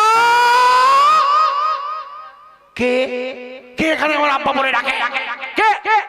পিছন দিকে তাকিয়ে দেখে একজন দাঁড়িয়ে আছে, বলে তুমি কে? বলে আমি আপনার ছেলে। তুমি ডাকে? বলে আমি আপনার মেয়ে। বলে আমার তো দুটো ছেলে বটে, ইয়াইয়া আর ইদ্রিস, তুমি কোথায় ছিলে? বলে আপনি যে বাচ্চাগুলোকে পৃথিবীতে আসতে দেননি, আমাদের খুন করেছিলেন না আপনি। আল্লাহ বললেন তোমরা কেবল কেবল কেবল খাওয়ানোর ভয়ে ওদেরকে হত্যা করো না, তোমরা তোমরা খবরদার ওই বাচ্চাগুলোকে নষ্ট করো না। ভুল বুঝবেন না, আমার উপর রাগ করবেন না। বাস্তবিক আমরা কি এই সুখের সংসারে একটা দুটোর বেশি বাচ্চা নিয়ে দাম্পত্য জীবন করতে পারছি? ভুল বুঝবেন না। খুন করেছেন কিনা আমি বলছি না, নিজে নিজে ভেবে দেখুন। আজকের যুগের ঔষধ ব্যবহার করে আধুনিক পদ্ধতিতে কিভাবে বাচ্চা কম নেওয়া যায় সেই প্রকল্পের সাথে গা মিলিয়ে দিয়েছে। সেদিন দাহিয়া কালবি নিজের মেয়েকে খুন করেছিল, আর আমরা সন্তান এসেছে তাকে দুনিয়ায় না দেখিয়ে খুন করে দিয়েছি। এই খুনি এর কলবের ময়লা পরিষ্কার করবে কে? সেদিন করেছিল রাসূলুল্লাহ, আজকের যুগে করবেন যিনি নায়েবে রাসূল, তার নাম হবে কামেলে মোকাম্মেল আল্লাহর ওলি। দাদা হুজুর সংজ্ঞা দিয়েছে, সংজ্ঞাগুলো পড়ে নেবে, আমি লম্বা করতে পারছি না, আমি বিদায় নেব। ওলামারা আছে পরপর, যেটা আপনাকে ছোট্ট করে বলছিলাম, রাসূল পাক সাল্লাল্লাহু আলাইহি ওয়াসাল্লামের আগমন ঘটবে। ইব্রাহিম নবী দাবি করলেন আল্লাহ তার আর একটা গুণ দেবে, তিনি যেন হিকমতওয়ালা হয়। হিকমতওয়ালা মানে তত্ত্বজ্ঞানী। আমার কথা বোঝা যাচ্ছে কি? তত্ত্বজ্ঞানী বোঝেন না, গুড় রহস্যগুলো বুঝতেন, খুব গুড় রহস্য উনি বুঝতেন। আল্লাহর নবীর মা আমিনাতুজ জোহরা বলছে, ভালো করে খেয়াল করুন, এবার আবার ফিরে যাচ্ছি সেই জায়গায়। আল্লাহর নবীর মা কাবা শরীফের পাশে নিজের আতুর ঘরে বসে বলছে, আমার বেটা হয়েছে পূর্ণ নূরে মুজাসসাম, আমি আমার ছেলের নূরে তাজাল্লিতে আমি প্রথমে দেখতে পেলাম শাম আর সিরিয়া। আমি আমিনা স্থির হয়ে থাকতে পারি না, তাই আবার আমার ছেলের দিকে তাকিয়েছি। এবার তাকিয়ে দেখি রোম সম্রাটের দরবার। একবার জোরে বলা যাবে না? প্রথমবার মা আমিনা দেখছেন কোন জায়গায়? শাম আর সিরিয়া। শাম আর মক্কা থেকে কত কিলোমিটার বলেছি? 100 দিন 1 মাস লাগে, মনে নেই। আর দ্বিতীয় দেখছে কোন জায়গা? রোম সম্রাটের দরবার। সেটা কোথায়? মক্কা থেকে আনুমানিক 25,000 কিলোমিটার। ভাবুন আপনারা, মক্কা থেকে 25,000 কিলোমিটার নূরের আলো দেখছেন মা আমেনা। লক্ষ্য করুন, 25,000। আচ্ছা, মক্কা থেকে ভারতের দূরত্ব, অর্থাৎ ভারত থেকে মক্কার দূরত্ব কত কিলোমিটার জানেন? 6,400-200 মধ্যে। 6,400-200 অথবা 6,500 এর উপরে নয়।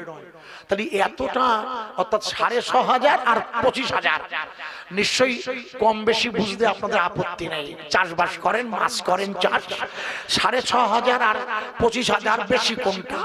তা 25,000 যেতে গেলে 6,500 লাগে। 25,000 যেতে গেলে 6,500 লাগে না? তার মানে 25,000 কিলোমিটার নূর যাবার পথে 6,500 কিলোমিটারকে নিয়ে তাই যেতে হয়েছে। অর্থাৎ রাসূলের নূরের তাজাল্লি ভারতের জমিনেও পৌঁছেছে। একবার জোরে বলুন, আরো জোরে বলতে পারেন না? রাসূলের নূরের তাজাল্লি আমরা ভারতের জমিনে বসে দেখেছি। এই জন্য ভারতের জমিনে ঈমানের কালেমার দাওয়াত এসেছে আদম নবীর জামানায়। আপনারা নিশ্চয়ই জানেন জায়গাটার নাম ভারতবর্ষে ইতিহাসে এসেছে, নাম তার ফৈজাবাদ, যেখানে ভারতীয় জনতা পার্টি হেরে গেছে রাম মন্দির করার পরেও। আল্লাহ যদি কখনো সুযোগ দেয় ফৈজাবাদের ইতিহাস শুনবেন, কারণ ওখানে নবী 6 সালে এসেছিলেন। ও জায়গায় শীর্ষ নবী আসেন ওনার আব্বার নির্দেশে দিনের দাওয়াত দিতে যাইবা হোক। তো মা আমিনা তো জোহরা বলছেন আমি দেখছি রোম সময়ের দরবার আর সিরিয়া, আমি শুধু একটা কথা আল্লাহর কাছে বলতাম, কবে 2023 সালের সেপ্টেম্বর মাসে, মনে করে দেখুন 2023-এর সেপ্টেম্বর। কিছু বলবেন ওই জন্য ও ডাকাডাকি করতে? আচ্ছা আচ্ছা আচ্ছা আচ্ছা ভাই হাবেশ সাহেব হুজুর আপনাদের বলছেন একটু যদি ভিতরে, আমাকে বলছে এসেছেন কিন্তু কথার সুযোগ হয়নি বলে উনি আমাকে বলতে পারেননি। এই যেহেতু আমি তো বুঝি একটা কিছু বলতে চাচ্ছেন, সেটা হলো এই, এটা যদি গায়ে গায়ে আসা যায়, কারণ যেহেতু আপনাদের জলসাটা উনি আজকেই মোবাইলে বলেছেন মশায়েব সন্ধ্যা 6টা থেকে সকাল 6টা মাঝে নামাজ আছে, এ তো আপনারা জানেন। তো এই জন্য আর হ্যান্ডবিলটা এই এক্ষুনি আমি একটু হাতে নিয়েছি, ঠিক সেই হিসাবে ওলামায়ে দ্বীনের আছেন পরপর। ওরে বাপরে, এখানে আপনারা তো যে সমস্ত ওলামাদের দাওয়াত করেছেন প্রত্যেকে নিজে নিজে নামে খ্যাত। আর সবচেয়ে প্রথম যিনি আছেন ফুরফুরা শরীফ হুজুর, তারপরে আছেন মাওলানা মোহাম্মদ রাকিবুল আজিজ সাহেব, তারপরে মাওলানা মোহাম্মদ মাহাবুল্লাহ হুসাইনি সাহেব, এরা হচ্ছে পীরনগর। আর ইনি হচ্ছেন রাকিবুল আজিজ, এনার বাড়ি হলো নিউ টাউন থেকে ওই যে রাস্তা খড়িবেড়ির দিকে গেছে, ওনার বাড়ি হচ্ছে খড়িবেড়িয়া। ওনার দাদুজি হচ্ছেন ওই শাহজালাল হুজুরের অর্থাৎ আমাদের বখতিয়ারি হুজুরের আব্বা পীর আব্দুল হামিদ সাহেব, ওনার ছেলে হলো রাকিবুল আজিজ, প্রিয় ভাই সব। আর আবুল বাশার সাহেব আছেন, খুব ভালো কণ্ঠে গজল গায়। মাহাবুল্লাহ হুসাইনি আছেন। আর শেষে আমি গুনাহগার। আর যারা আছে সবচেয়ে বয়স বেশি আমার তো দেখতে দেখতে 40 হয়ে গেছে, তারও বেশি ওয়াজ। ফলে একেবারে শুরুতেই উদ্বোধনী আমি আপনাদের শিল্পী। আপনারা একটুখানি যদি এই সন্ধ্যায় এত মানুষ এসে বসে যায়, একটু যদি গায়ে গায়ে একটু চেপে আসেন, আমি একটু নসিহত রাখছিলাম শেষে, একটু যদি এগিয়ে আসেন। হযরত বলছিল দরুদ শরীফ পড়তে পড়তে আল্লাহুম্মা সাল্লি আলা সাইয়্যিদিনা মাওলানা মুহাম্মদ সাল্লাল্লাহু আলাইহি ওয়াসাল্লাম ওয়া আলা আলি সাইয়্যিদি। তাড়াতাড়ি এগিয়ে আসেন। আমার পরে হ্যান্ডবিলে লেখা অনুযায়ী হযরতে মাওলানা রাকিবুল আজিজ সাহেব আছেন। আপনারা ওই একটা গজল বেরিয়েছে ওনার, ভূমি ভূমি, আপনারা শুনবেন ওনার কণ্ঠে, শুনবেন আল্লাহর রাস্তে রাসূলের শানে উনি বলবেন। আরো অনেক গজল গায় শিল্পী হিসাবে, বাজারে সুন্দর করে গাইবেন, শুনবেন। আমি আপনাদের কাছে যেটা বলছিলাম, একটুখানি যদি তাড়াতাড়ি ঢুকে যান, দুটো কথা শেষাংশে রাখছি এক করে, একটু একবার পড়ে নেব। আল্লাহুম্মা সাল্লি আলা সাইয়্যিদিনা ওয়া আলা আলি সাইয়্যিদিনা মাওলানা মুসলম। দয়ার নবী প্রেমের ছবি কাবার প্রতি হেঁটে যায়, উম্মে জামিল কাটা বিছায়, ফুটবে সে তো নবীর পায়। আমার আল্লাহ কহে ও জিবরাইল, আমার আল্লাহ কহে ও জিবরাইল, দুনিয়াতে নামিয়া যাও, বিছাও ডানা, রাখবে কদম নবী আমার তার উপর।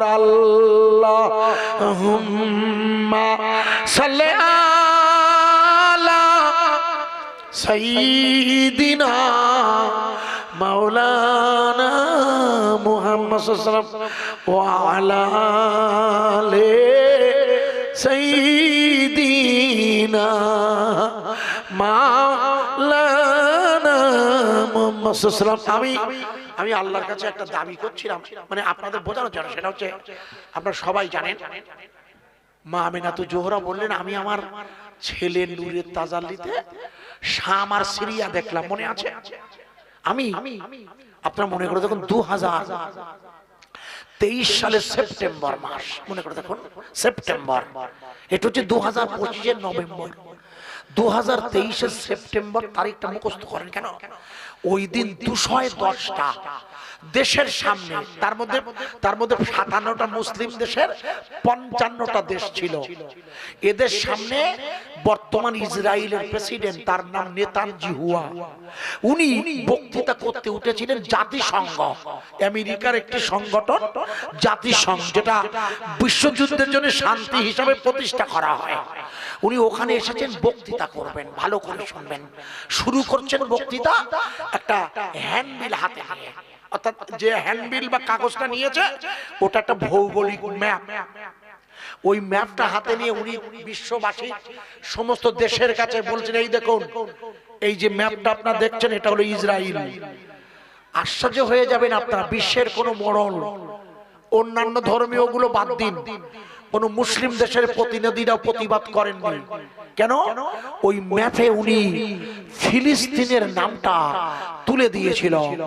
উনি বললেন ইসরায়েলের বৃহত্তম অংশ হবে ফিলিস্তিন তথা এই এলাকা। আমি আল্লাহ রসুলের আম্মার এই জায়গাটা যখন আমার চোখে এলো, আমি আল্লাহর কাছে দাবি করেছি, আল্লাহ আপনার নবীর আব্বা রসুলের বয়স তখন মায়ের পেটে 2 মাস, ওনার বয়স তখন 25 বছর। আব্দুল্লাহ বাণিজ্য করতে গিয়েছিল, মনে করে দেখুন শাম আর সিরিয়ায়। আমি বলছি আল্লাহ আপনার নবীর আব্বা বাণিজ্য করতে গিয়েছিল, সঠিক করে আসার পথে উনি পর্দা নেন, মারা যান, তাই রাসূল ইতিম হয়ে যায় মায়ের পেটে। সব ঠিক আছে আল্লাহ, কিন্তু আপনার নবী ওই শাম আর সিরিয়ার কোন শহরে বাণিজ্য করতে যান? শহরটা কোনটা? জায়গাটা তো একটা থাকবে, দেউলি থেকে তেঁতুলবেড়ি, এটা লোকেশন। আমি তো ওই দিকে চলে গিয়েছিলাম, একটু এগিয়ে আপনার ওই বোতরা থেকে ভুল করে রাস্তাটা। প্রিয় ভাই, একটা লোকেশন আছে, কোন জায়গাটা?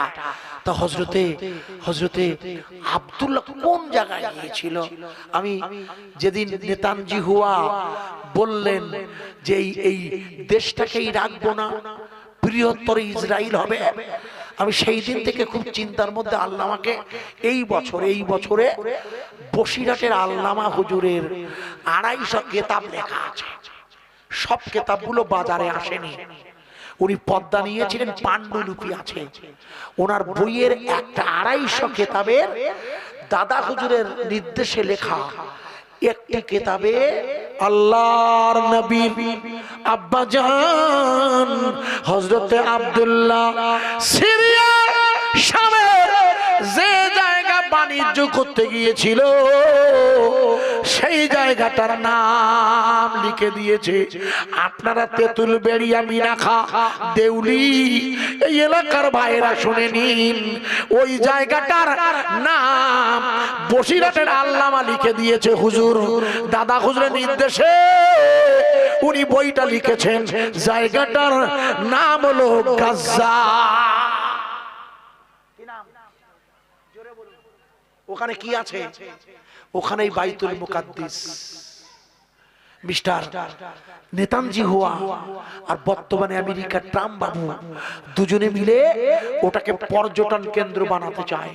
তাই শান্তি চুক্তির নামেও প্রতিদিন হামলা চলছে। মনে করে দেখুন, ওরা মসজিদটাই গুড়িয়ে দিতে চায়, যে মসজিদটা সুলাইমান নবী জিনদের দ্বারা করে নিয়েছিল। মনে করে দেখুন, সুলাইমান নবী তো ওই মসজিদটা নিজে করে নাই, ওনার আদেশে আল্লাহর হুকুমে জেনেরা করেছিলেন। ওটাই হচ্ছে পৃথিবীর প্রথম মসজিদ আল্লাহর নবীর আগমনের আগে। এর আগে কোন মসজিদ ছিল না, কাবা বাদে, কিন্তু বানিয়েছিল জেনেরা। আপনারা কি জানেন কি জানি না, উনি যখন জেনেদের অর্ডার দিয়েছে, জেনেরা যখন বানাচ্ছে, ইতিহাসটা বলছি কেন, ওই মসজিদটার নাম হচ্ছে বাইতুল মুকাদ্দিস। ওই মসজিদটাকে ওরা ভেঙে ফেলতে চায়। ভেঙে ফেলার জন্য আমেরিকার প্রেসিডেন্ট একটা লাল গরু পাঠিয়ে দিয়েছে। কারণ আমেরিকা এবং ইহুদিরা, খ্রিস্টানরা বিশ্বাস করে পৃথিবীতে এখনো একজন নবী আসবেন। যতক্ষণ বাইতুল মুকাদ্দিস থাকবে ততক্ষণ ততক্ষণ তিনি আসবেন না, এটা ইহুদি আর খ্রিস্টানদের বিশ্বাস। তাই ওরা লাল বর্ণের, বাইবেলে বর্ণনা করা হয়েছে গরুটার কালার, প্লেনে করে সৌদি আরব নয়, ওই আমেরিকা থেকে এসেছিল, আমার কাছে ছবিটা আছে গরুটার। ওই লাল রঙের গরুটাকে জবাই করে ওর গোশটাকে পুড়িয়ে দিয়ে ছাই করে গোটা বাইতুল মুকাদ্দাসে ছড়িয়ে দেওয়া হবে। আপনারা একবার ভালো করে ভেবে দেখুন।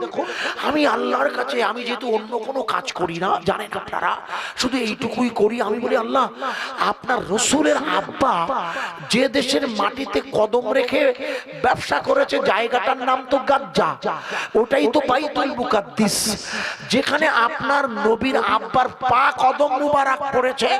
পরবর্তীতে হাদিসে পড়ে দেখলাম ওই জায়গাটায় কিয়ামত হবে, আপনারা নিশ্চয়ই জানেন।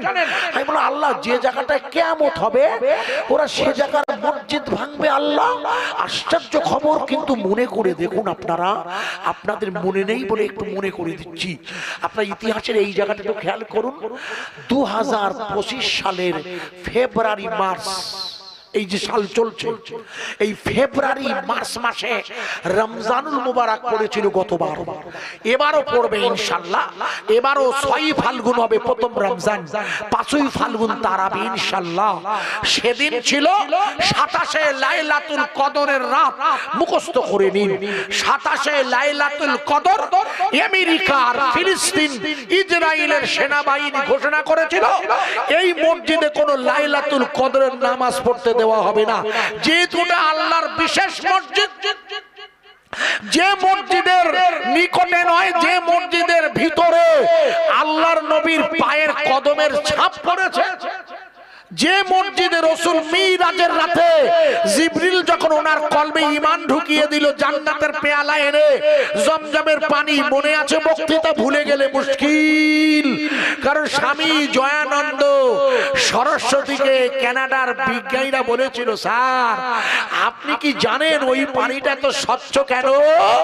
আমি আপনাকে বলেছিলাম, ভুলে বসে আছেন।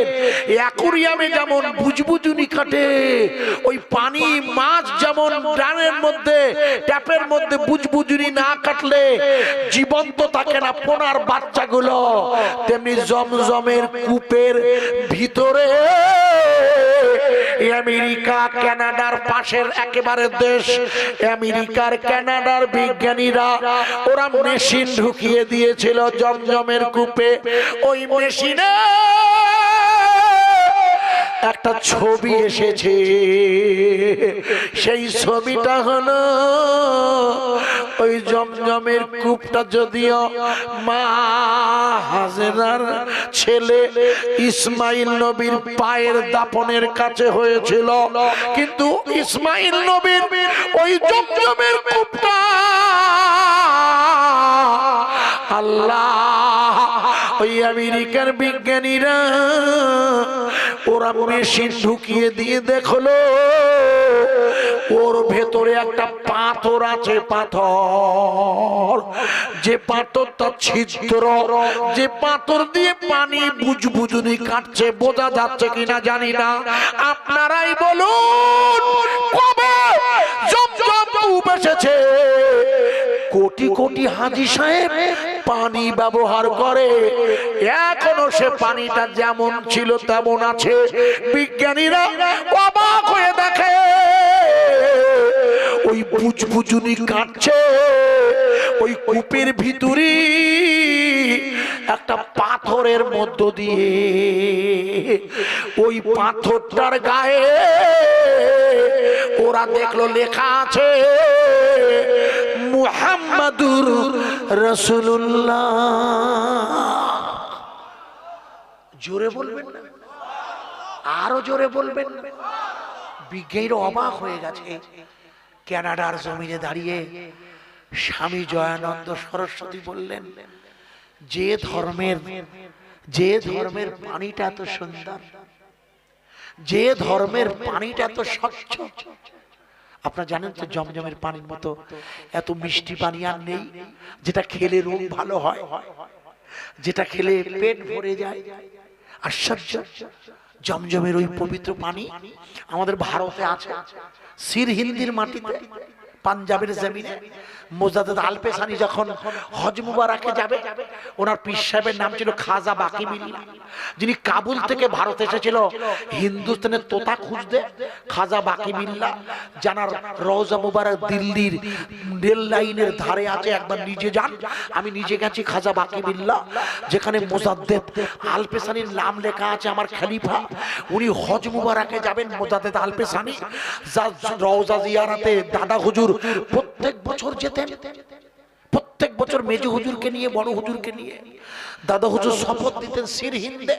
আপনাদের জানা নাই, মোজাদ্দেদ আল-পেশানি যখন ওনার পীরের দরবারে এলেন, উনি ওনাকে বললেন, আপনি কি আমার এখানে এসেছেন? বলে, জি, আপনার কথা শুনেছি, আমি তো চিশতিয়া আর কাদিরিয়া তরিকা করি, তা শুনলাম আপনার কাছে নাকি নকশবন্দিয়া তরিকা। বলে, হ্যাঁ বাবা, আমার কাছে বাহাউদ্দিন নকশবন্দি, যিনি আগে কলবে ঈমানের দাওয়াত দিয়েছে, কলবে আগে ঈমান আনার দাওয়াত দিয়েছে, ওই যে লাভ ছবিটা, ওইটা যিনি প্রথম বললে, বলে ওই কলবে ঈমান আনতে হবে, তা আমি ওনার নির্দেশে আপনাকে খুঁজতে এসেছি। বলে, আমাকে খুঁজছেন কেন? বলে, আপনি হচ্ছেন হিন্দুস্তানের সেই তোতা, আপনি হজে যাবেন না, আমার অনুরোধ, আপনি হজে যাবেন না, আমার এখানে বসুন। উনি হজ মুবারাকে যাননি, ইতিহাস খুলে দেখবেন, উনি হজে না গিয়ে উনি সোজা ফিরে এসেছিলেন 2.5 মাস পরে সির হিন্দে ফিরে আসে। উনি যখন নিজের ঘরে বসে মসজিদের গায়ে মোরাকাবা করছে, তখন উনি নিজের চোখে আল্লাহর কাবাকে দেখেছিলেন 7 মিনিট ধরে। আল্লাহর কাবা এসে গেছে সির হিন্দের জমিনে, উনি চোখ খুলে দেখছেন কাবা মোরাকাবার ভিতরে। উনি কাবাটাকে দেখার পরে আল্লাহর কাছে বললে, আল্লাহ, আপনি তো আমাকে আপনার কাবা দেখালেন, একটু জমজমের পানি খাওয়াবেন না? আল্লাহ আল্লাহ কাবা দেখার পরে তোয়াফ করতে হয়, তোয়াফের পরে জমজমের পানি খেতে হয়, আপনি একটু আমাকে খাওয়াবেন না? ইতিহাস খুলে দেখবেন, আল্লাহর নির্দেশে মক্কার জমজমের পানি ঢুকে পড়েছে সির হিন্দে। আমার ভাইয়েরা, বন্ধুরা, ভালো করে শুনে নিন, আল্লাহ তাবারাক তাআলার নবী মিরাজের রাতে আল্লাহকে দেখবে বলি যে ঈমানের নূর জিবরাইল ওনার কলবে ঢুকিয়ে দিলে, উনি বোরাকে চেপে পৌঁছে গেলেন বাইতুল মুকাদ্দিসে। যে বাইতুল মুকাদ্দিসে ওনার কদমের স্পর্শ আছে, আমার কাছে ছবি আছে, আমি নিজে দেখেছি। যে জায়গায় দাঁড়িয়ে জিবরাইল আমিনের সাথে উনি বোরাকে চেপেছিল, মনে করে দেখুন, বোরাকে চাপতে গিয়ে উনি একটা পাথরের উপরে পা দিয়ে বোরাকে চাপছিল। যেহেতু বোরাক বড্ড ছটফট করছে, বোরাক হলো জান্নাতি পশু, দুনিয়ার হাল হাকিকাত জানে না। জিবরিল ধারা দিলেন, বোরাক, তুমি জানো না তোমার পিঠে কে সওয়ার হবে? বোরাক থমকে গেল। রাসূল শুরু করলেন যাত্রা, সুবহানাল্লাযী আসরা বিআবদিহি লাইলাম মিনাল মসজিদিল হারামি ইলাল মসজিদিল আকসা। জিবরিল এসে গেল, রাসূল 2 রাকাত নামাজ পড়লে, মনে করে দেখুন, যে মসজিদে রাসূল নামাজ পড়েছে ওটা জেনেদের দ্বারা সুলাইমান নবী বানিয়ে নিয়েছিল। উনি মসজিদ বানানোর পরে মনে করে দেখুন, উনি পাথরে হাত দিয়ে একটা লোহা নয়, একটা কাঠ ধরে উনি দাঁড়িয়েছিল। মসজিদ তৈরি হয়ে যাবার পর দিন উনি পড়ে গিয়েছিলেন, তার মানে হলো উনি যে মারা গেছেন জেনে না জানে না। জেনেরা দৌড়ে গিয়ে দেখে যে লাঠিটায় ভর দিয়ে দাঁড়িয়েছিল সেটা উই পোকায় খেয়ে নিয়েছে, ওনার সমস্ত শরীরে মাটিতে ভরে গিয়েছে। ওরা বললে, আশ্চর্য, কতদিন আগে উনি মারা গেছে জানি না। ওই সময় ভালো করে শুনে নিন, একজন জিন, তিনি খুব আল্লাহওয়ালা ছিলেন, আল্লাহওয়ালা। সুলাইমান নবীর কাছে যখন শুনলেন এই মসজিদে আখিরি জামানার নবী আসবে, উনি বললেন, সুলাইমান নবী, আমি একজন জিন, আমি আল্লাহর কাছে দরখাস্ত করছি, আল্লাহ আপনি আমাকে আখিরি জমানার নবী পর্যন্ত বাঁচিয়ে রাখবে। যেটা বেঁচে ছিল। কিন্তু ইমরান নামে এক জাদুকর, জানেন আপনারা? এসে গেল বলে এক লাইনে বলে দিই, ইমরান নামে এক জাদুকর, ওনাকে জাদুর দ্বারা পাথর করে রাখতো। যখন ওনার কিছু প্রয়োজন হতো, ওই আধ্যাত্মিক জগতের গুরুদেব ওই জিনটাকে আবার ওর চেহারায় ফিরিয়ে এনে ওর দ্বারা কাজ করিয়ে নিত। জিনটা আবার পাথর হয়ে যেত। খবরটা জিবরিল আল্লাহ রসুলকে দিয়েছিল, ইয়া রাসূলুল্লাহ আপনার একটা ভক্ত কিন্তু আপনাকে চেনে না, দেখেনি, সুলাইমান নবীর জামানার জিন, উনি আপনাকে দেখতে চায়, কিন্তু দেখতে চাইলে তো হবে না, বন্দী হয়ে আছে অমুক জায়গায়। লম্বা কাহিনী, যেটা এখন রাখছিলাম, একটু এক লাইনে শুনে নিন। মনে করে দেখুন 2025-এর ওই তারিখটা ছিল, আপনাদের মনে আছে, ফেব্রুয়ারি মাস। সেদিন ছিল লাইলাতুল কদর। এবারে লাইলাতুল কদরের রাত 27 লাইলাতুল কদর। ওই পবিত্র রাতে বাইতুল মুকাদ্দাসে নামাজ হবে না বলে ইসরাইল আর আমেরিকার সেনাবাহিনী গোটা মসজিদটা ঘিরে ধরেছিল। আব্বাজান, গোটা মসজিদ ওরা ঘিরে রেখে দিয়েছে, কোন মুসলমান ওর মধ্যে ঢুকতে পারবে না নামাজে। কিন্তু আপনারা যারা ন্যূনতম লেখাপড়া জানে, আপনারা হয়তো এতদিনে আমার দ্বারা বা অন্য কেউ বলেছেন কিনা জানি না, হযরতে নবী সুলাইমানের যে মসজিদটা ওরা ভেঙে সালমান মন্দির বানাবে। নবী সুলাইমান আলাইহিস সালাতু ওয়াস সালামের ওই মসজিদে ওরা লাইলাতুল কদরের নামাজ পড়তে দেবে না। মনে করে দেখুন, চারিদিকে আমেরিকার সেনাবাহিনী দাঁড়িয়ে আছে, কিন্তু কি আশ্চর্য, গোটা পৃথিবীকে চমকে দিয়ে 2 লক্ষ ফিলিস্তিনি গাজার মুসলমানেরা ওই এবারের রমজানুল মুবারাকে লাইলাতুল কদর আদায় করেছিল। জোরে বলতে পারেন? আরো জোরে বলা যাবে? ক লাখ লোক? জোরে বলুন। 2 লাখ। মোট হচ্ছে 24 থেকে 26 লাখ লোক। তার 2 লাখ, তার মধ্যে 70,000-এর মতো মেরে দিয়েছে।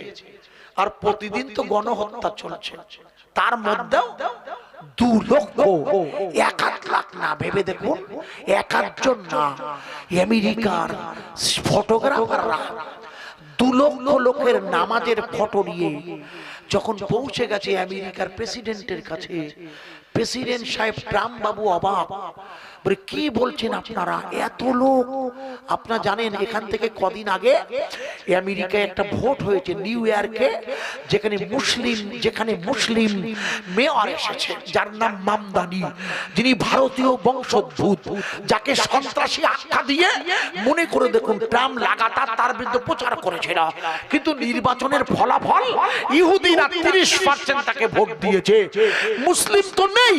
সবচেয়ে বড় কথা, পৃথিবীর সবচাইতে এই মুহূর্তে সেরা শহরের নাম হলো ইংল্যান্ড। 1 নম্বর, 100 শহরের তালিকা দেওয়া হয়েছে, নেটে দেখবেন, 1 নম্বরে ইংল্যান্ডকে রাখা হয়েছে।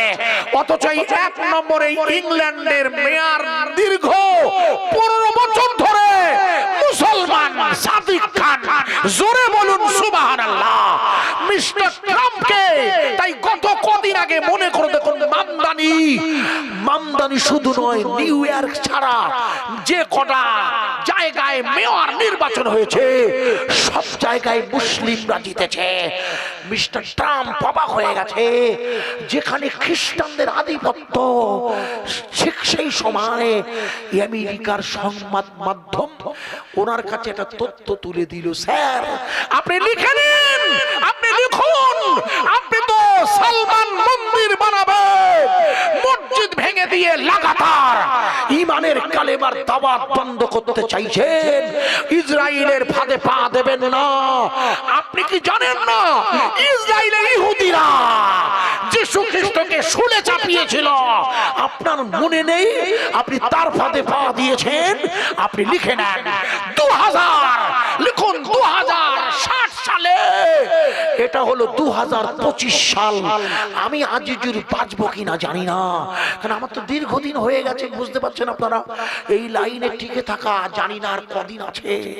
অথচ আপনারা লিখে রাখুন 2060 সালে আমেরিকাকে তথ্য দিয়েছে ও দেশের গোয়েন্দারা 2060 সালে এই পৃথিবীতে লা ইলাহা ইল্লাল্লাহ হাসবি রাব্বি জাল্লাল্লাহ মাফি কলবি গায়রুল্লাহ নূর মুহাম্মদ সাল্লাল্লাহ, এটাই হবে পৃথিবীর 1 নম্বর।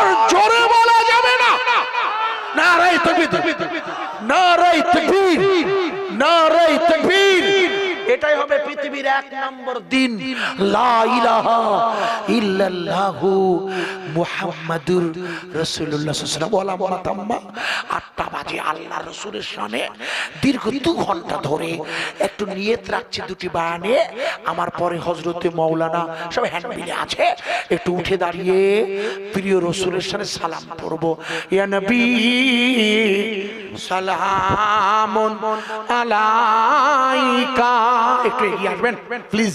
এত লোক হয়েছেন সন্ধ্যাবেলা, ভাবাই যায় না।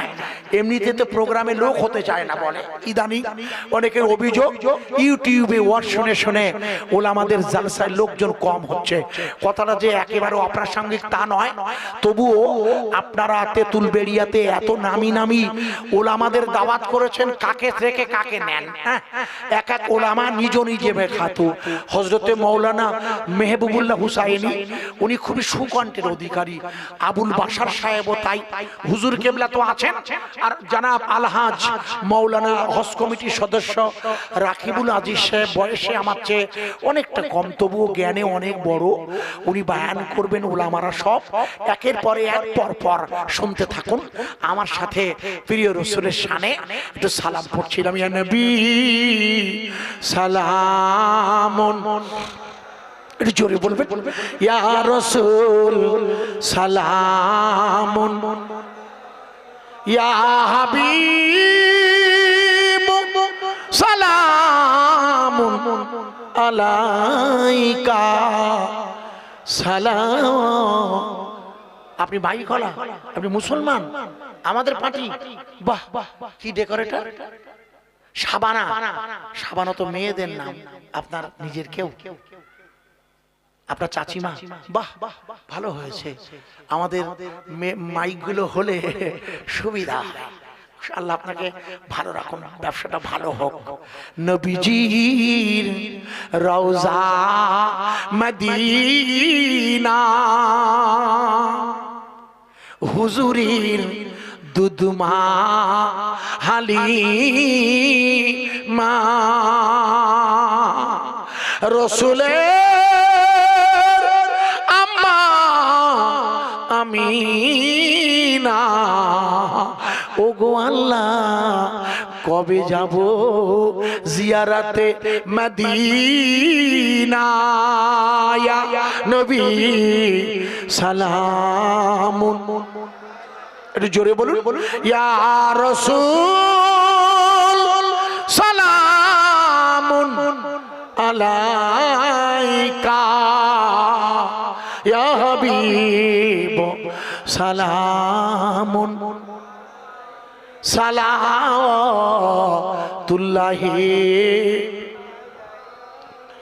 দয়াময় প্রভু রব্বানি,